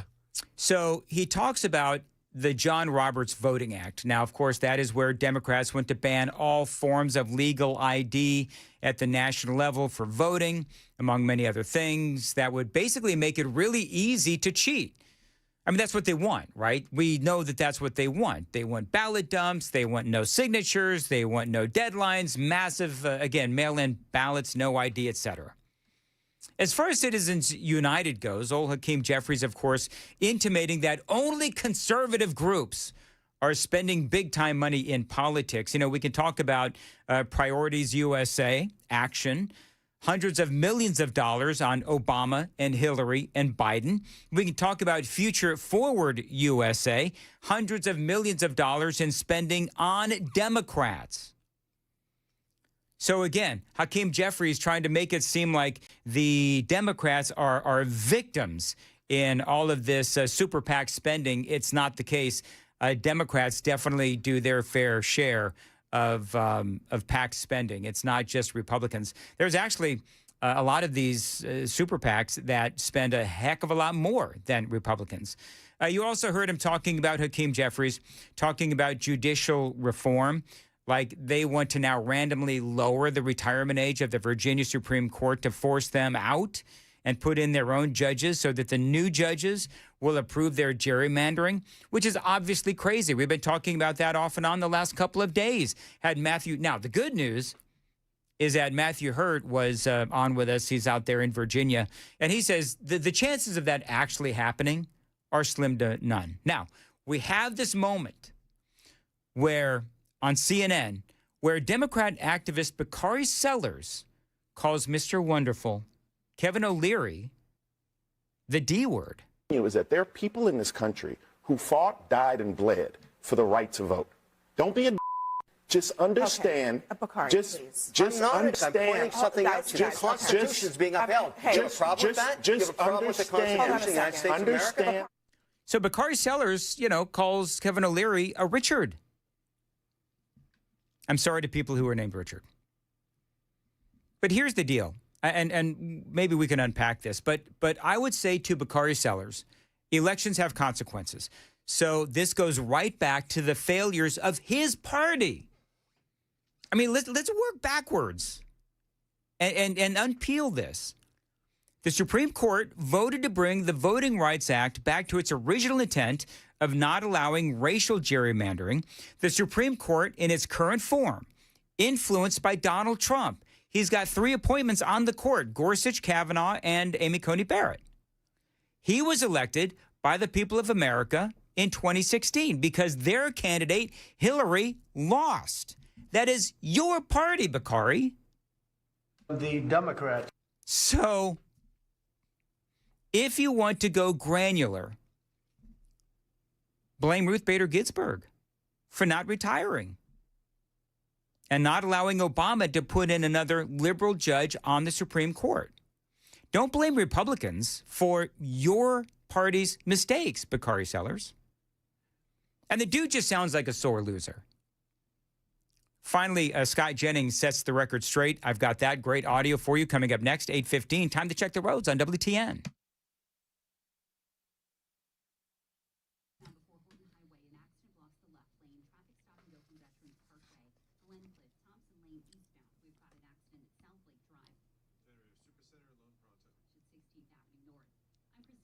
As far as your weather for today, mostly sunny and nice and high of 80 degrees. Appreciate you listening to Nashville's Morning News on Super Talk 99.7. WTN, the gerrymandering arms race does continue. The Democrats are obviously freaking out about all of this. And one of their big talking points is, and I'm going to air quote this, black people are losing their vote. BS. This came up on CNN yesterday. If I might respectfully debate Bakari on this for a moment. To me, I heard you say that people are losing representation. People are losing their voice.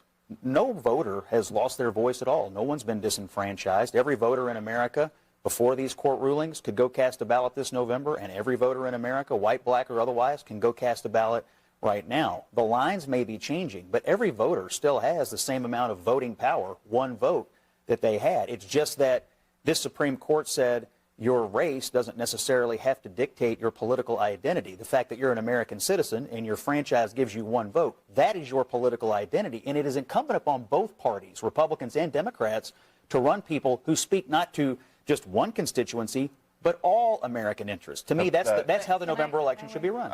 And, of course, everybody starts screaming, which is fine. That's what they do on CNN. So the Democrats keep saying that the black community has lost their votes. They haven't, obviously, as we've all been saying, including Scott Jennings. But what it is about is political impact. The Republicans have divided Memphis into different congressional districts to dilute the black vote, according to the left. Now, what the Republicans did was remake Memphis for their own political advantage. Has nothing to do with skin color. It is about politics. I don't have a problem with it because Democrats, they would do the same thing if they could, and they have. And again, Democrats would have a leg to stand on if they would denounce what happens in places like Illinois, Massachusetts, New Mexico, Connecticut. I mean, I could go down the list. Did I miss it, Joan? Did I miss, maybe Sam, did I miss where the Democrats denounced what happened in Virginia?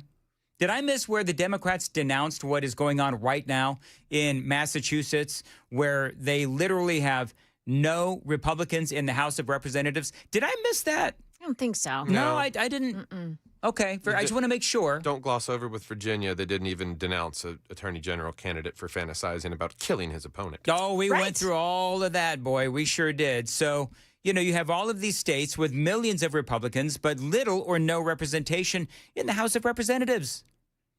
You got Vermont, Hawaii, Rhode Island, Connecticut, New Mexico, goes on and on.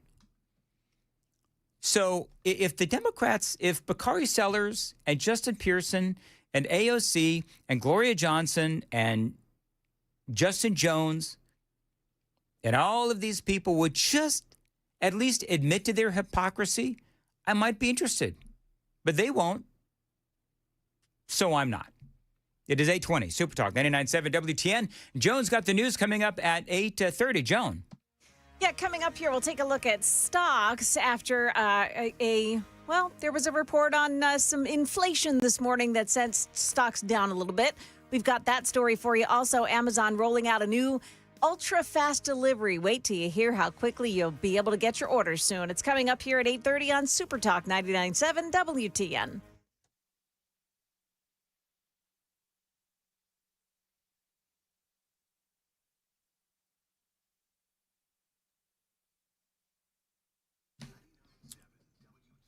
Dan Mandis here for my friends at the Generator Super Center. Now, listen, we all know there's a lot of different ways in which you can lose your power.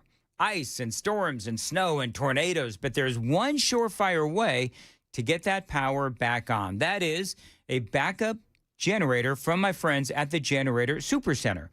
Now, the Generator Super Center is the nation's #1 Generac generator dealer. They feature turnkey installation, certified electricians and plumbers, maintenance and service after the install, and a whole lot more. That's why you need to call my friends at the Generator Super Center.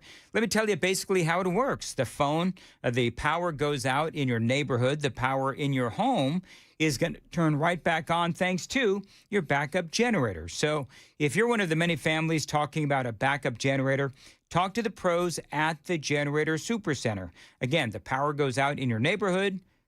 Your power is going to go right back on. Another reason, by the way, to love the Generator Super Center is their generators are made right here in the good old US of A. They'll never leave you in the dark, and financing is available. And yes, they are waiting for your call. Mention Dan Mandis when you give them a call at 615-879-1952. 615-879-1952. Find them online anytime. Generator Super Center of Nashville.com.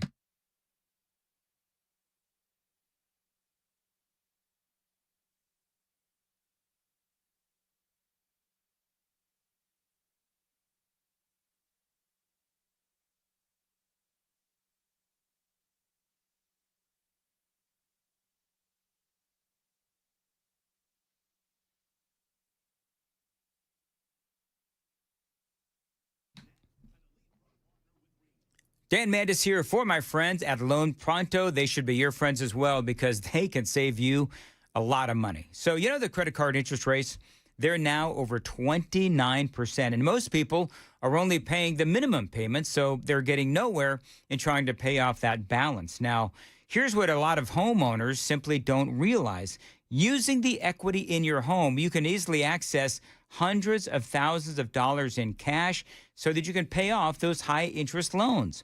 With Loan Pronto's Rapid Equity Loan, you can pay off your credit cards, your existing HELOC, your car loans, or get money for that home improvement project. Now, one client just got $100,000 approved and saved over $1,500 every single month. And here's the best part. With Loan Pronto, you can do all of this on your phone. Now, you're going to have zero out-of-pocket expenses, no hard credit pull up front, no appraisal, no long drawn-out bank process, and no touching your first mortgage. Rates are near 3-year lows, so you need to act right now. Go to loanpronto.com. See how much money you can get in about 60 seconds. Loan Pronto. 2,800 five-star Google reviews. Call them at 615-499-5780, 615-499-5780, loanpronto.com, equal housing lender, NMLS 166-1781, NMLS consumeraccess.org.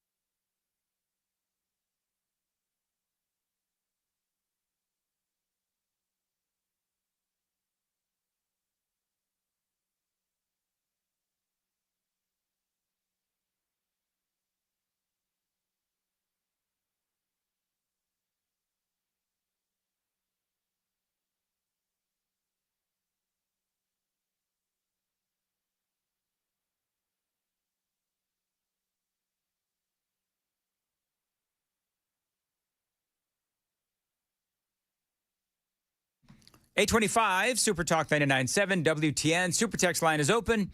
615-737-9986. 615-737 WWTN. We've got a special bonus edition of the crisscross handoff because Chris has decided, Joan, to grace us with his presence early. Really? 20. The gods of 24 were good to me today. The gods of 24. Very nice. I want to play this. So when Chris walked in, I actually asked him, do you know anything about this whole story about Venezuela becoming a 21st state? When I was talking to the president this morning, it was just before the Oval Office event, he kind of surprised me a little bit because he said, John, I just want to tell you, I'm very serious about this. So you can talk about this. I'm serious about beginning a process to make Venezuela the 51st state. Now, there's a rich history in this nation of taking territories and absorbing them into the United States. You know, Puerto Rico is one that people talk about. But this would be the first time, to my knowledge, that a sovereign country was ever invited to join the United States of America. How would that work? How would that work? I'm not sure it would, Dan. I don't know if it would work either, but I would rather have Venezuela than Puerto Rico. Yes. Because Venezuela has a crap ton of oil. Okay, so also floating out there? Yes. Which I'm a little bit more excited about. Okay. Incoming Canadian jokes. Get ready. Okay. But Alberta has said, the secessionists in Alberta, Canada, are saying that they've submitted enough signatures to trigger a vote to leave Canada. Seriously? They said it must now be approved to come to a final vote. But there was a line yesterday in Edmonton that apparently was 2 hours long with thousands of people waiting to sign this independence petition. Okay. And the video I sent you is just a mile-long line. Yes. Oh, my gosh. That is long. Now, for people that don't know, Edmonton is north of... It's to the left, toward the West Coast, right? Yeah, it's second from the left. Oh, there you go. You go too far left in Canada, and you're back into liberal world in Vancouver and everything. Now, so I know nothing about Canada. Is Edmonton like the... You know plenty. Tim Hortons is the coffee of choice. Poutine is the national meal. Curling is the national sport. Here's what I know, is that Canada is so bad, even the Expos left. Yes. Well.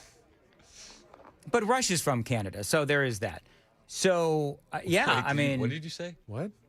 You said Russia's from Canada? Rush, the band Rush. Oh, Rush is from Canada. I thought you said Russia is from Canada, and I almost went, duh. Oh, whatever. So who would you rather have? Alberta. Alberta all day. Our economy would do numbers.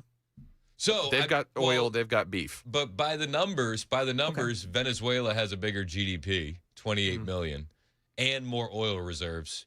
But it would be a lot more work to get it up and running. I was about to say, you got to ship it. We've got Chevron already in. We've got Chevron now in, honestly, their rightful. I don't want to get into that whole thing, but Chevron was essentially, they had their oil infrastructure stolen from Venezuela. So now they're back in there. They're upgrading their oil. And so, you know, Chevron is now getting all of that oil infrastructure back, and that's going to be huge news for Venezuela. However, there is another pipeline that was just added to the north from Canada into the United States. President Trump announced it last week sometime. So he's preparing for this. So can you imagine if Venezuela would be cool, but in an instant, well, we already have the oil for starters. That's already ours. Yeah. We've already taken it. Yeah. But in an instant, we'd be giving all of those Venezuelans benefits. Yes. I don't know if the same would be said about Alberta. Yeah. I think it would be a net negative at the end of the day. Yeah, that's a great point. Because, I mean, Venezuela has been a train wreck for, many years. Imagine the SNAP fraud. You think Minnesota's bad? Minnesota, California, Venezuela. That's a great point. All right. By the way, you work with Joan. I know. So... Can I just give some advice to you from me to you? What response was that? Please, is this better to be done off air? Joan, take your headphones off for a second. Just the men are talking. Don't.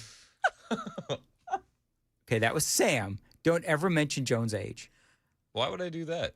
Well, why would I do it? Now I'm getting just blasted on the super text line, and people are saying that Joan's hot and I'm not, which is fine. I fully agree with that. Age is but a number, Dan. Yeah. That's what I keep telling people. That's according to the MAPs on the world, Chris. I wouldn't use that phrase. Jeez. It's 8:30. Super Talk 99.7 WTN.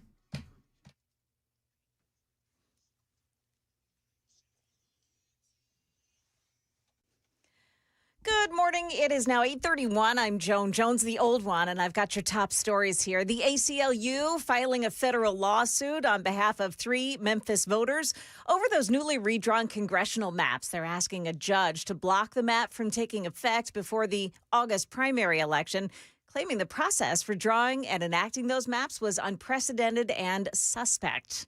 There are new concerns about the spread of hantavirus, but it's coming from a sketchy source. Here's ABC's Lionel Moyes. New questions about how hantavirus may spread and whether the U.S. response is aggressive enough after several Americans from that cruise ship arrived back in the U.S. The number one goal is bring this outbreak to under control and put it behind us. And the best way to do that is to quarantine everybody who's gotten off that ship, not just in the recent days, but even the people who flew home a couple of weeks ago. Dr. Ashish Shah, who led the White House COVID response, suggests the virus may transmit more easily than previously believed, posting, "There is growing evidence from the ship that you probably don't need prolonged close contact to spread the virus." People in at least 7 states, from California to New Jersey, are all being monitored for symptoms.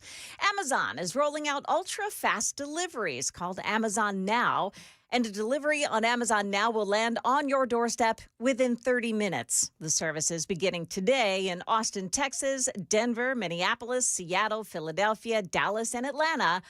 There's no estimate yet on when we'll get it here in Nashville. Market Numbers brought to you by Beacon Capital Management, online at beaconcm.com. Inflation rose 0.6% last month. Now the overall rate is 3.6%, and stocks are now trading on Wall Street, and it looks like Dow Jones Industrial starting off here 96 points lower. The NASDAQ is falling 182. S&P 500 index is down 28 points. That's the latest news. Traffic and weather next. I'm Joan Jones, WTN News. Yes, home repairs can be expensive, but they can be really expensive if you wait too long to fix it. Hey, it's Dan Mandis for my friends at USS, United Structural Systems. Now, they do know the phrase, time is money, and how that is especially true when it comes to home repairs. As in, the more time it takes for you to fix something, the more money it eventually does take to fix it. So whether it is foundation repair, concrete leveling, or waterproofing, oftentimes time is of the essence. Now, USS knows that, which is why they've got a brand new program to help you. Fix it now, pay it later. That's right. You know, you can't sit around and wait for the economy to get better before fixing and maintaining your home, because these issues, they get worse over time. And that means it could cost you more money to fix in the long run. Now, that is why USS is now offering 24 months, no interest financing options, because they do know the perils of waiting. Now, they've been out to my house before, several times, as a matter of fact. I'm one of their thousands of satisfied clients, and you need to call them if you need foundation repair, waterproofing, or concrete leveling. And remember, the great deal, you can get 24 months, no interest financing options to get the peace of mind you need, and the payments come later. Call them. Tell them Dan told you to reach out. 615-488-7855. 615-488-7855. USSTN.com.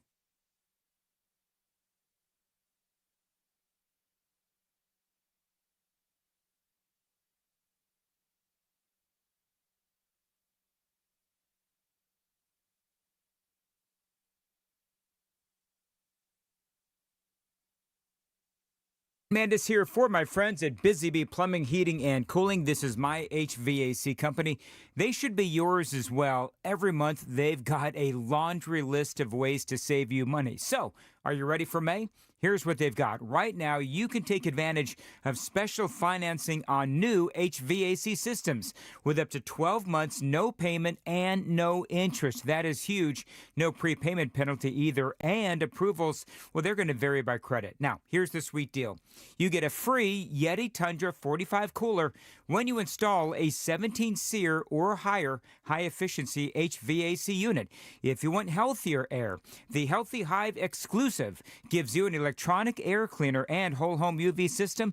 Now, regularly, that's going to be $27.99. Right now, though, with Busy Bee, just $22.99 installed. You're saving about $500. Plus, Busy Bee is going to handle those TVA rebates for you as well. You can get $800 back on mini split systems, $500 to $800 back on heat pump systems, and even a $50 rebate on AC tune-ups. As I said, all kinds of ways to save with Busy Bee. Call them, tell them Dan told you to reach out at 615-775-7833, 615-775-7833, BusyBeeHVAC.com.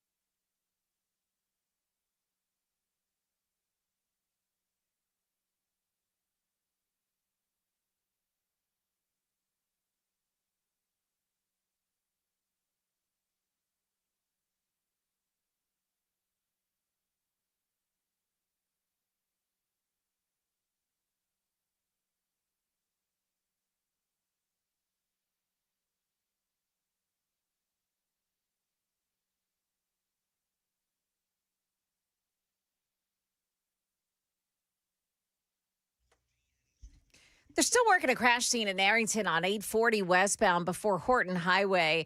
It's clearing at this point. You still have delays on 24 heading in this morning. 840 is still quite a mess, even though they're clearing that accident. It's still very slow. Bell Road and Priest Park. Bell Road at Ned Shelton Road, you'll find an accident. Another on Bell Road at Benzing Road. That one is in Nashville. And at the Capitol, Dr. M.L. King Jr. Boulevard at 6th Avenue North. That also the scene of an accident. Now, it's still very slow as they're working on that overturned tractor trailer on 24 westbound side, just north of Monteagle. Be careful there. You may have one lane available to traffic. Traffic every 10 minutes every morning on Super Talk 99.7 WTN.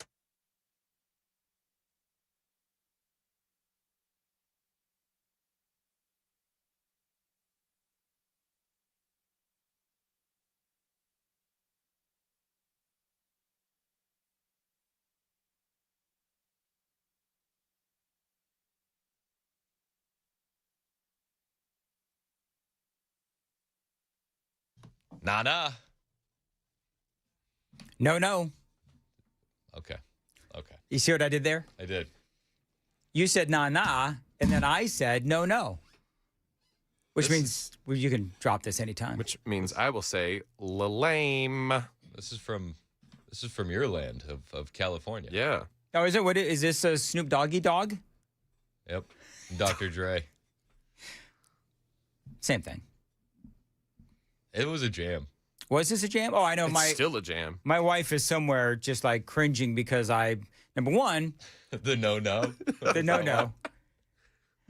Also, I choose to say Snoop Doggy Dog versus Snoop Dogg or Snoop. Yeah. I say Snoop Doggy Dog because I want to make myself sound as lame and as white as possible. I thought it was because you've been down with Snoop since day one. Well, He that too. referred to himself as Snoop Doggy Dogg. I'm OG. Yep. Is what I am. Old guy? Bam! Very good, Sam. Very it. good. Old guy.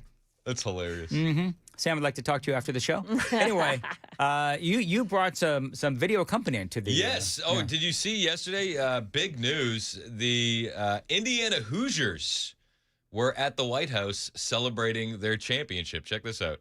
Recorded two of Indiana's first 5 sacks. Think of that.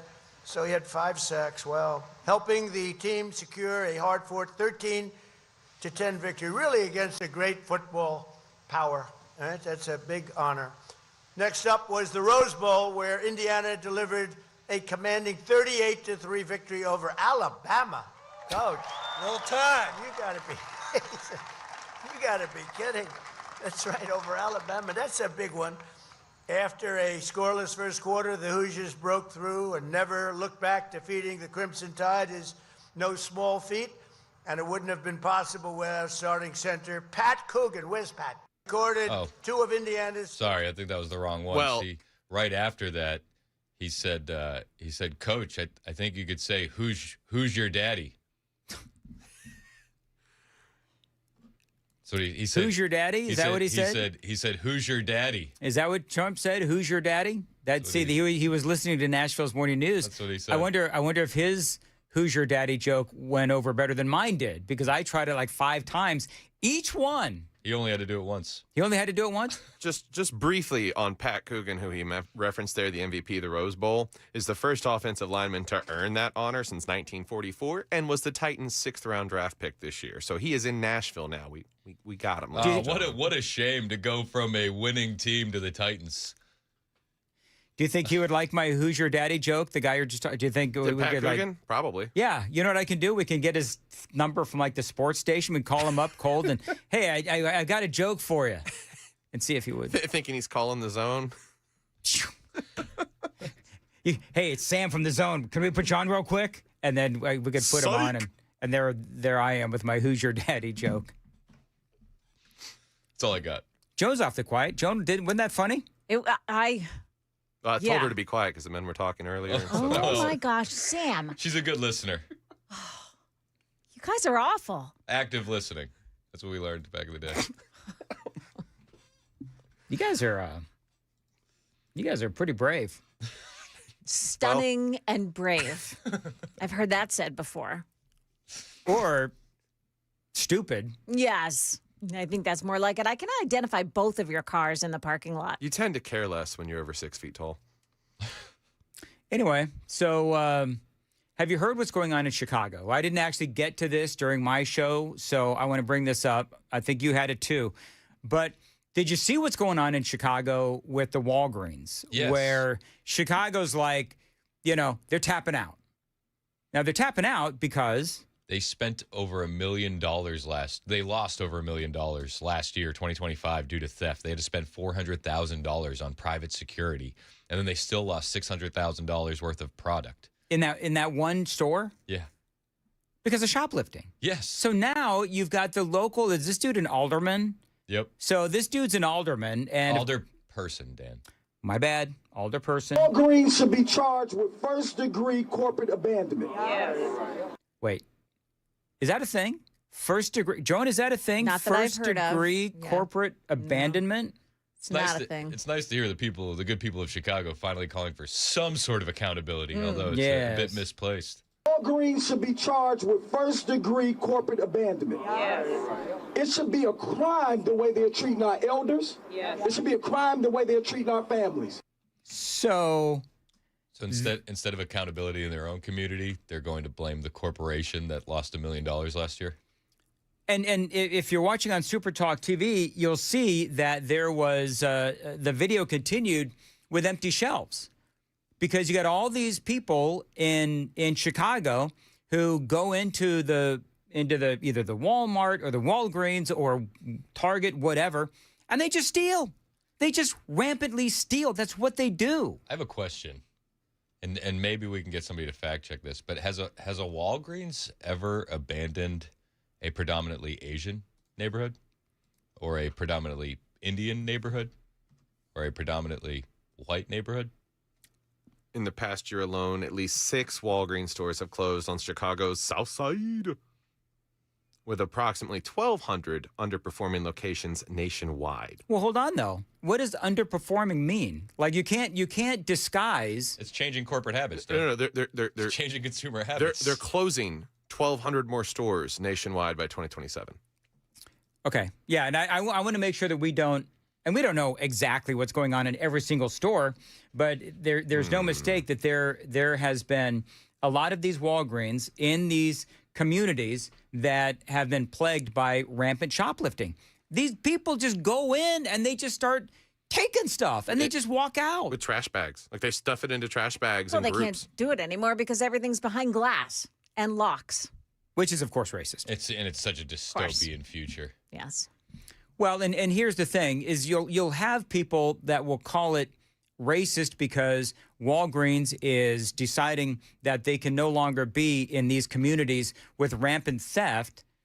And then people will say, oh, you can't point out that it's in black communities. Well, that's a fact. That's what's happening. Yeah. So why would I not? And by the way, if you have all of these activists, the first damn thing that they do is start screaming about skin color. So why are we not allowed to point out what is going on in these communities? And by the way, I want what's best for these communities. I want grandma to have her drugs. Yes, amen. I want them to be able to buy whatever they need in the Walgreens. I'm sorry, but you know what? When people run into these Walgreens and they start stealing a bunch of crap, and because of local laws, they don't prosecute these people, thereby giving them permission to steal, well, then I don't know what to tell you. Yeah, and they steal from these stores multiple times. Because nobody cares. Like the local authorities, the local laws and the DAs, they won't charge you unless you steal over $1,000 worth of stuff, which means that they're going to steal $999.99 worth of things. Yep. That's what they're going to do. 5 out of the 6 Chicago neighborhoods impacted by recent Walgreens closures are predominantly black, while the 6th is predominantly Hispanic. And listen, I'm not happy about this, and I'm not relishing in talking about this because it gets a little dicey for us when race is involved. But you know what? If you want what's best for these communities, you got to call out what's happening. You have to look in the mirror. Instead of blaming the corporation who doesn't want to sustain any more losses, maybe you should look inward. At your community. Amen. There's another video? Yeah, this woman calls it unacceptable. This place isn't just a store on this corner. This place is a lifeline for many people in this community. And for them to just say they're just going to leave like that and leave us with nothing is unacceptable. This Walgreens has been here for decades, and for decades, the people in this community have been patronizing this place. And for you guys to just leave us... Wait. Is that what they call it now, patronizing? Would you have large groups of people going in and just stealing stuff? Is that what they call it now, patronizing? It was a mob of patrons. Is that what it was? It's very unacceptable. It's unacceptable to these children that they can't get the things that they need from a place like this. And then you're going to leave us destitute and in a desert. Well, the children are part of the problem here. Yes, they are, because the parents will not tell them, hey, it's wrong to go in and steal a bunch of stuff from the Walgreens. And by the way, here's the other thing. It's not like this just happened out of the blue. This has been going on all across Chicago and all across America in these communities where they see this rampant theft. Again, has this ever happened in a predominantly Asian community, a predominantly Indian community, a predominantly white community? City data showed shoplifting reports at the Southside location surged 187% leading up to the closure announcement, reaching a 20-year high. Shocking and sad that this community is now a desert. But I would ask this mother, what did you tell your kids? Did you tell your kids? Did the community rise up and say this is unacceptable? And maybe they did. Unacceptable. Like fascism. I'm the last one to talk about how other people speak. Trust me. The things I say on the radio and the things that I shank, legendary. And you've got a whole big bunch of buttons on there to prove it. Do you agree with President Trump? Fair.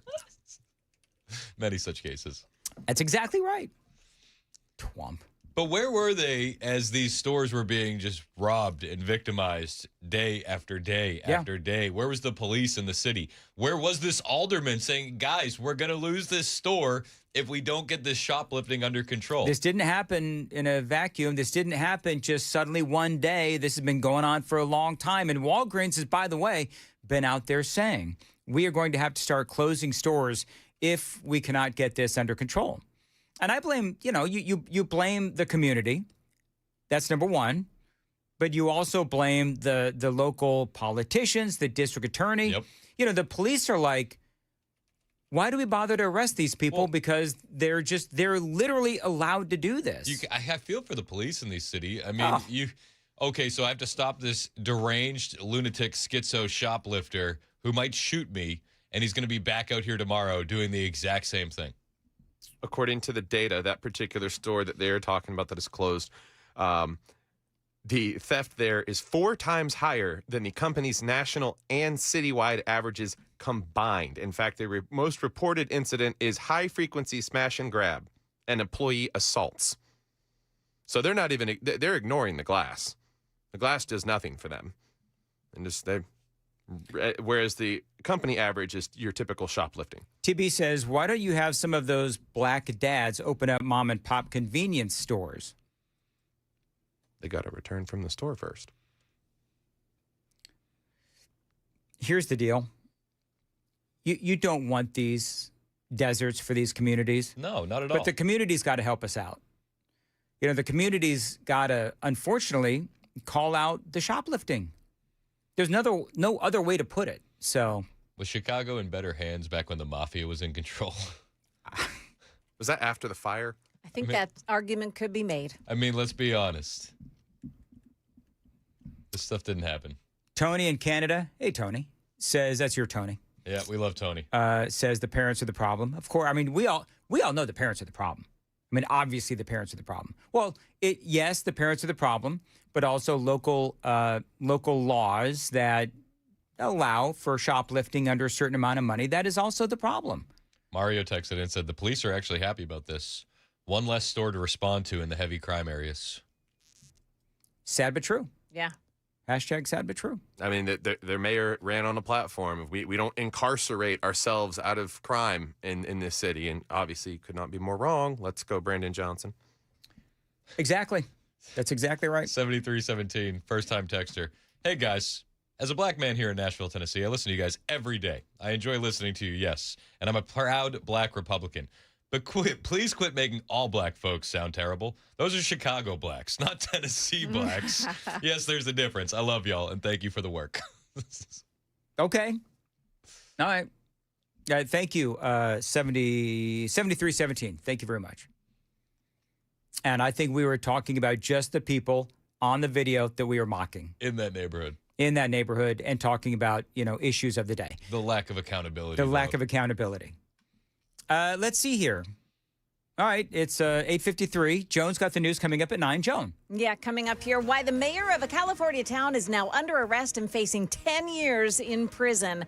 Her story's coming up at 9 on Super Talk 99.7 WTN.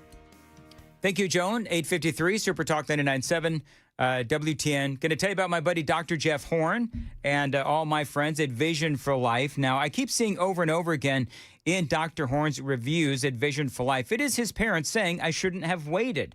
And I couldn't agree more. Now, before my lens replacement surgery, I dealt with the constant hassle of glasses and contacts.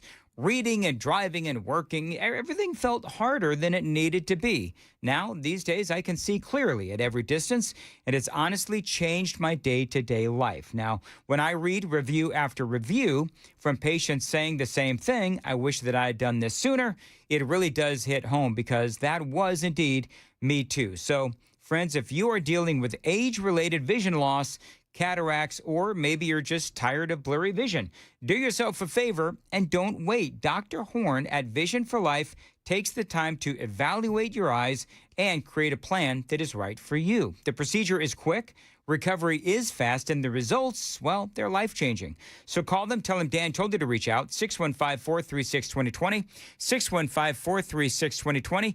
Find them online anytime, visionforlife.com. That's visionforlife.com.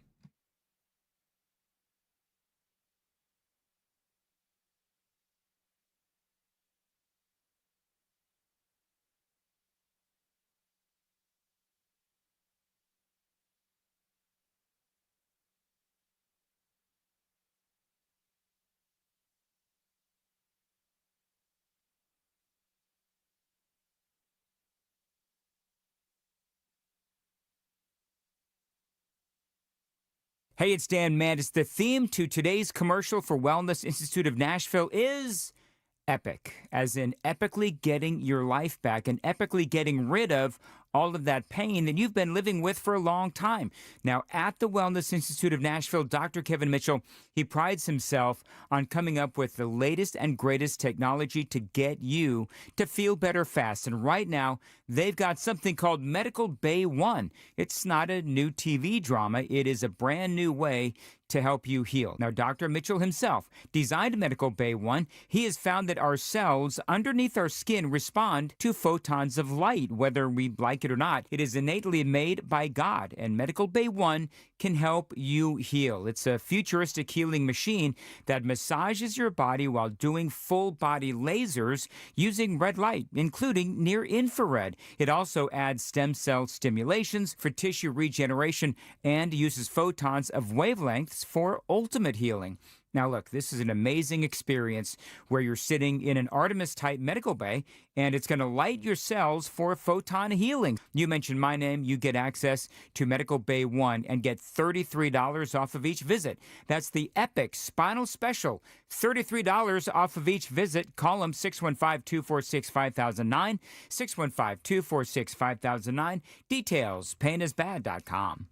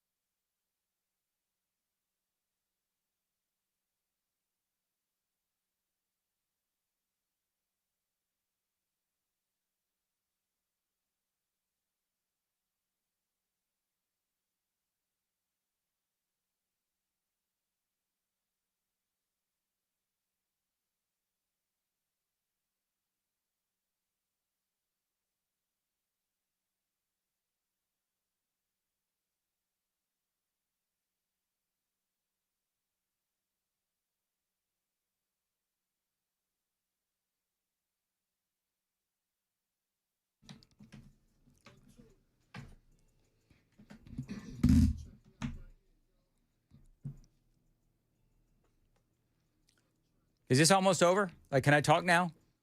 Do I have to wait till it gets to 4? Oh, whatever. 8:59, Super Talk, 99.7 WTN. 1586 says this. I think Dan's jokes land flat because he enunciates too well. Yeah, that's the issue. Nailed it. Just sounds weird saying each word as Webster would say it. This guy is way off. I don't know who's he's listening to. It ain't me. I get what he means. He's saying that you say words like how they have the pronunciation next to it in the dictionary.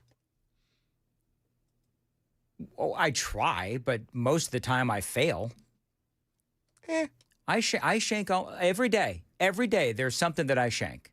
I wake up in the morning, Chris, you know what I say? What am I going to shank this morning? You're not the only one. The other day I completely forgot the phone number. I got to 6 and then I just was like, whatever. Listen. You know the thing. Here's the deal. When you forget the phone number, just ask Jane. There you go. I will. Yeah. I will. Chris Hand is up next on Super Talk 99.7